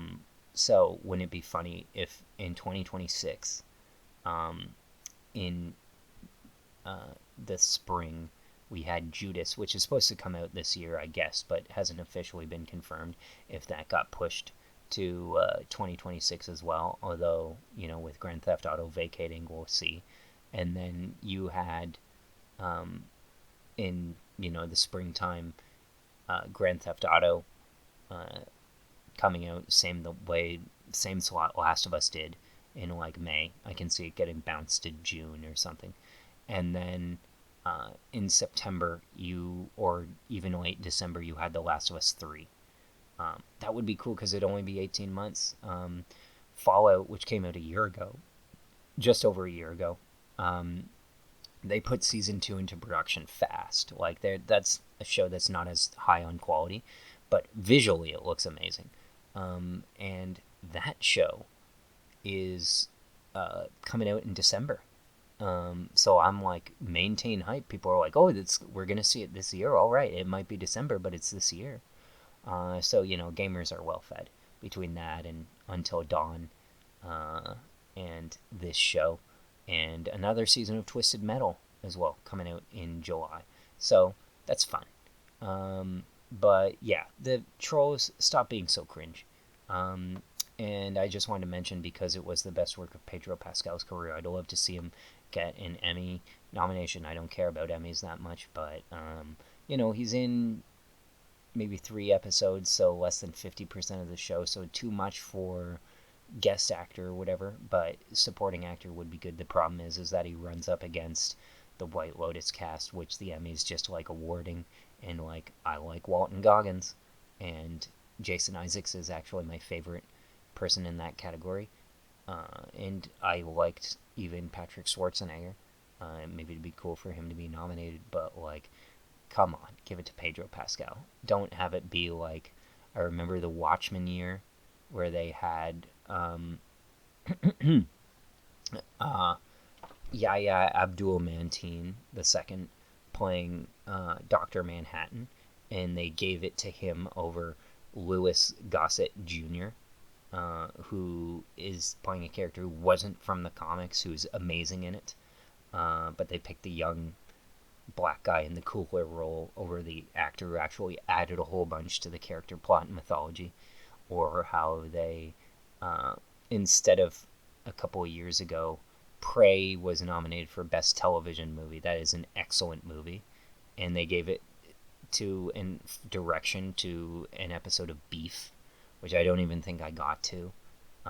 Like, I watched part of that and then stopped watching it. Because I didn't like it as much as everybody else. But it won all the awards. It was so boring how it won all the Emmy Awards that year. And I just don't want the same thing to happen to Pedro Pascal. Another travesty. Again, it's awards. It doesn't mean anything, but it's so frustrating to me how there's these awards bodies that are made for recognition, and then when a good actor who is going to be around for a while comes around and does great work, their best work is ignored, and people are like, "Oh, it's taken for granted." And then a couple years go by, and people are like, "Oh, that was actually the best. Let's give it to him now," while he's not doing his best. And then they get a role and take it from someone else. It's so annoying. I remember the greatest performance of Hugh Jackman's career was Bad Education. Came out in 2020. It was released by HBO Films, so it was eligible for Emmys. Does he win any? No.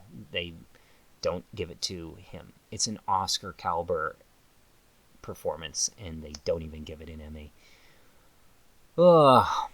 Also, side note, I watched the Little Gold Men podcast, and I still can't tell the difference between Richard Lawson and David Campfield. They both sound gay. I know one of them is, at least. But they're both so frequently on. They both sound white, too. Like, if you put me next to these guys, it'd be hard to tell all three of us apart. So, there needs to be some indicator on that Little Gold Men podcast that I listen to, telling between David and Richard. Finally, in gaming that I am playing, I rented the game Atomfall, which is a new release from British developer Rebellion, who made the Sniper Elite series. And it's basically Fallout in England, on a bit of a smaller scale, because it's a smaller studio making it.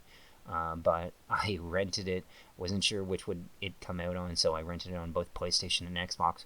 Got it for both PlayStation and Xbox. So I played a bunch on Xbox, and then my dad was occupying the TV, so I played on PlayStation. And then I played a bunch on PlayStation, and then when the TV wasn't occupied, I went back to Xbox. And so I played it a different way because it's an RPG, and I was able to ping pong between the two of them. Right now I'm trying to I recover my save file on Fallout New Vegas, but the problem is that it's locked to my Xbox 360, and I'm paying for Live, so I'm eligible for cloud saves, but I have to re-log in to my Xbox 360 because Microsoft says if you haven't been logging in a while, they'll automatically log you out and make you prove that the 14-year-old device, which has been at the same IP address for over a decade, hasn't been stolen and moved somewhere else, even though they detect it on the same network. Very great stuff.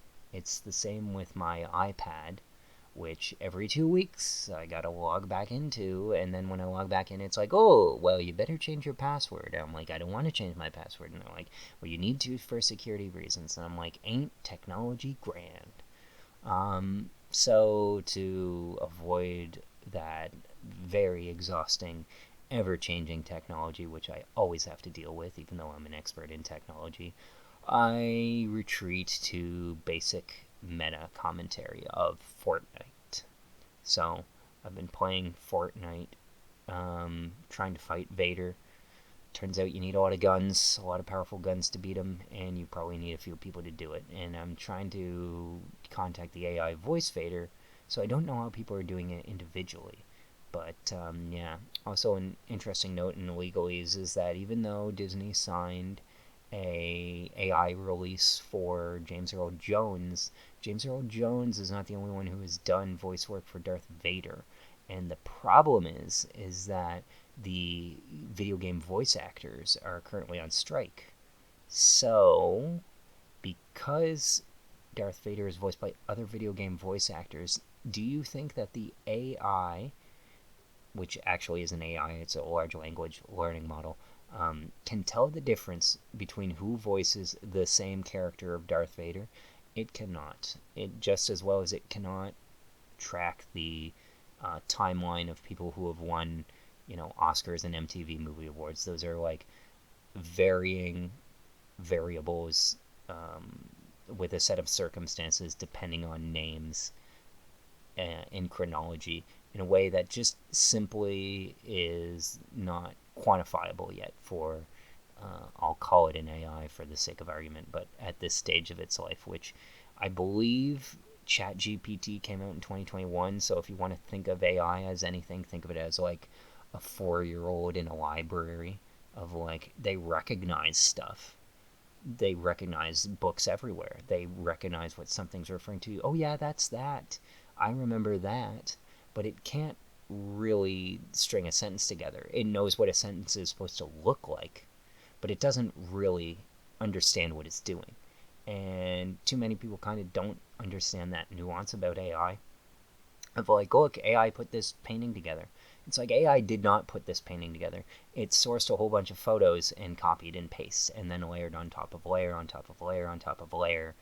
And then when you ask it, it's like, oh, add Picasso to this, and then it, makes it funny.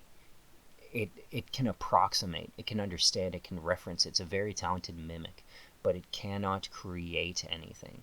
Um, I used it for my review of Bob Trevino to get me started, and the way that it works is I'm like, hey, write a review of this movie, and I don't even tell it what my review is. I just ask it to write one, and I'm like, structure it like this, say this in this paragraph, say that in that paragraph, and it will say it, and I'll look at it, I'm like, well, that's wrong, and then I'll correct it. And then once I correct it, I'll realize I'll have what I'm looking to say in place for me to rewrite over. So it's basically like it draws me a skeleton of what I want to do, but it doesn't really create any individual words for me. Sometimes it will connect the two in a sentence of like, how the frig do I go from saying this to saying this while making this point? And it will say something that is distinctly not my voice. So I need to like really make it my voice, because if I'm reiterating someone else's words in a way that I don't understand, it like makes me sick. Um, like not physically sick, but it makes me. I don't feel right about it. There's like 2 reviews on my website, maybe 3 if you count Barbie, but I'm pretty sure I had more in mind with Barbie. But basically, like, I wanted to write a review for Oppenheimer, and I had Chat GPT like schedule an outline for it, and I think I lost my original notes on it, so I basically had to go off of like Chat GPT's skeleton, and you can tell reading it, I'm like, this is not quite me. I have some of my stuff in there, but it was the rare case where it's like Chat GPT sketched something and I had been way behind on that review with like not a lot to say. Like, there's nothing. If you know me, you'll know that I'll mainly write reviews for something if I have something to contribute and say that hasn't been said already, which was easier in early times of Chris Nolan, but when it's like the Best Picture blockbuster winner, and I have a couple other things going on, which I believe I did at the time, then, you know, then there's not much of me to add to it, not much value to it. So that one is like very much a skeleton of a review. And then the other one was, I don't have my name on this one, but I'm pretty sure a friend of mine that I asked to write a review just wrote it completely AI based, because I'm like, write a review for this, and they're like, you saw it, and then they're like, I'm not a writer. I'm like, I use Chat GPT, and then they're like, I'm still not much of a writer. I'm like, use Chat GPT, exactly, I don't care. And I wanted it because I hadn't seen the film, and so I wouldn't write a review on a film that I haven't seen. You'll see, like, there are some movies like Crypto, like I mentioned earlier. um, it felt disingenuous to me to give me that a rating, even if I enjoyed it. There are people who on Letterboxd, they'll be in the kitchen and they'll have a movie in the living room playing in the background that maybe they only hear, but they're not even looking at the screen. And because that movie goes beginning to end, they'll rate it on a Letterboxd. That's not fair. Like, every second you look away that you're not giving your attention to the screen of the thing that you are watching, you are doing that artist a disservice. Now, it's one that artists accept because that's the deal, it's a business, but it's very disingenuous to review something in that caliber of way. It's very cheap. So I always make sure that I have thought about a film a requisite amount before I write it. And basically, the rough draft equivalent of like brainstorming in Chat GPT and stuff is like, does not end up resembling the final product, because especially now that it's gotten worse, I'll have occasionally, I'm like, hey, can you write this? And I'll try and get them to improve it, and it will just make it worse. And if you try and keep going, it will just turn completely into sludge. So, um, I'm managing with that sort of stuff. But yeah, every day is an opportunity in art. So hopefully, this podcast for its fifth season now, episode 51, uh, will be worth it to you. Um, and next time you talk with me for episode 2 of this season will be number 52 overall. And maybe I'll have an update on beating Vader in Fortnite. I went back to Rainbow Six Siege, and they did introduce a 6-on-6 version of it called Siege X, but I haven't gotten the invite yet. But I'm back to being pretty good in that game, which is great. I'll hopefully have beat Atomfall by then, which has been a fun experience. I love that they're still supporting last gen. There isn't much coming out for last gen now. There's just the Elden Ring DLC, which is still a Marquee release. Um, and I'm trying to think what they have on the docket there. But I'll play it as it comes, and I'll play it as it comes. I still have this. I still have Cyberpunk to beat on my computer, and I do think that my next investment won't actually be in further video games beyond my backlog. It will be in a computer graphics card, because I don't want to pay online fees anymore. Unless I really get a good kick out of Xbox Live, then maybe I won't hesitate to renew it. But again, we'll have to see where that goes. Like, am I still going to be playing Xbox in 6 months? And if I do, will I be playing online? Who knows? So, thanks for listening to the FilmGamer podcast, and I will see you after Mission Impossible.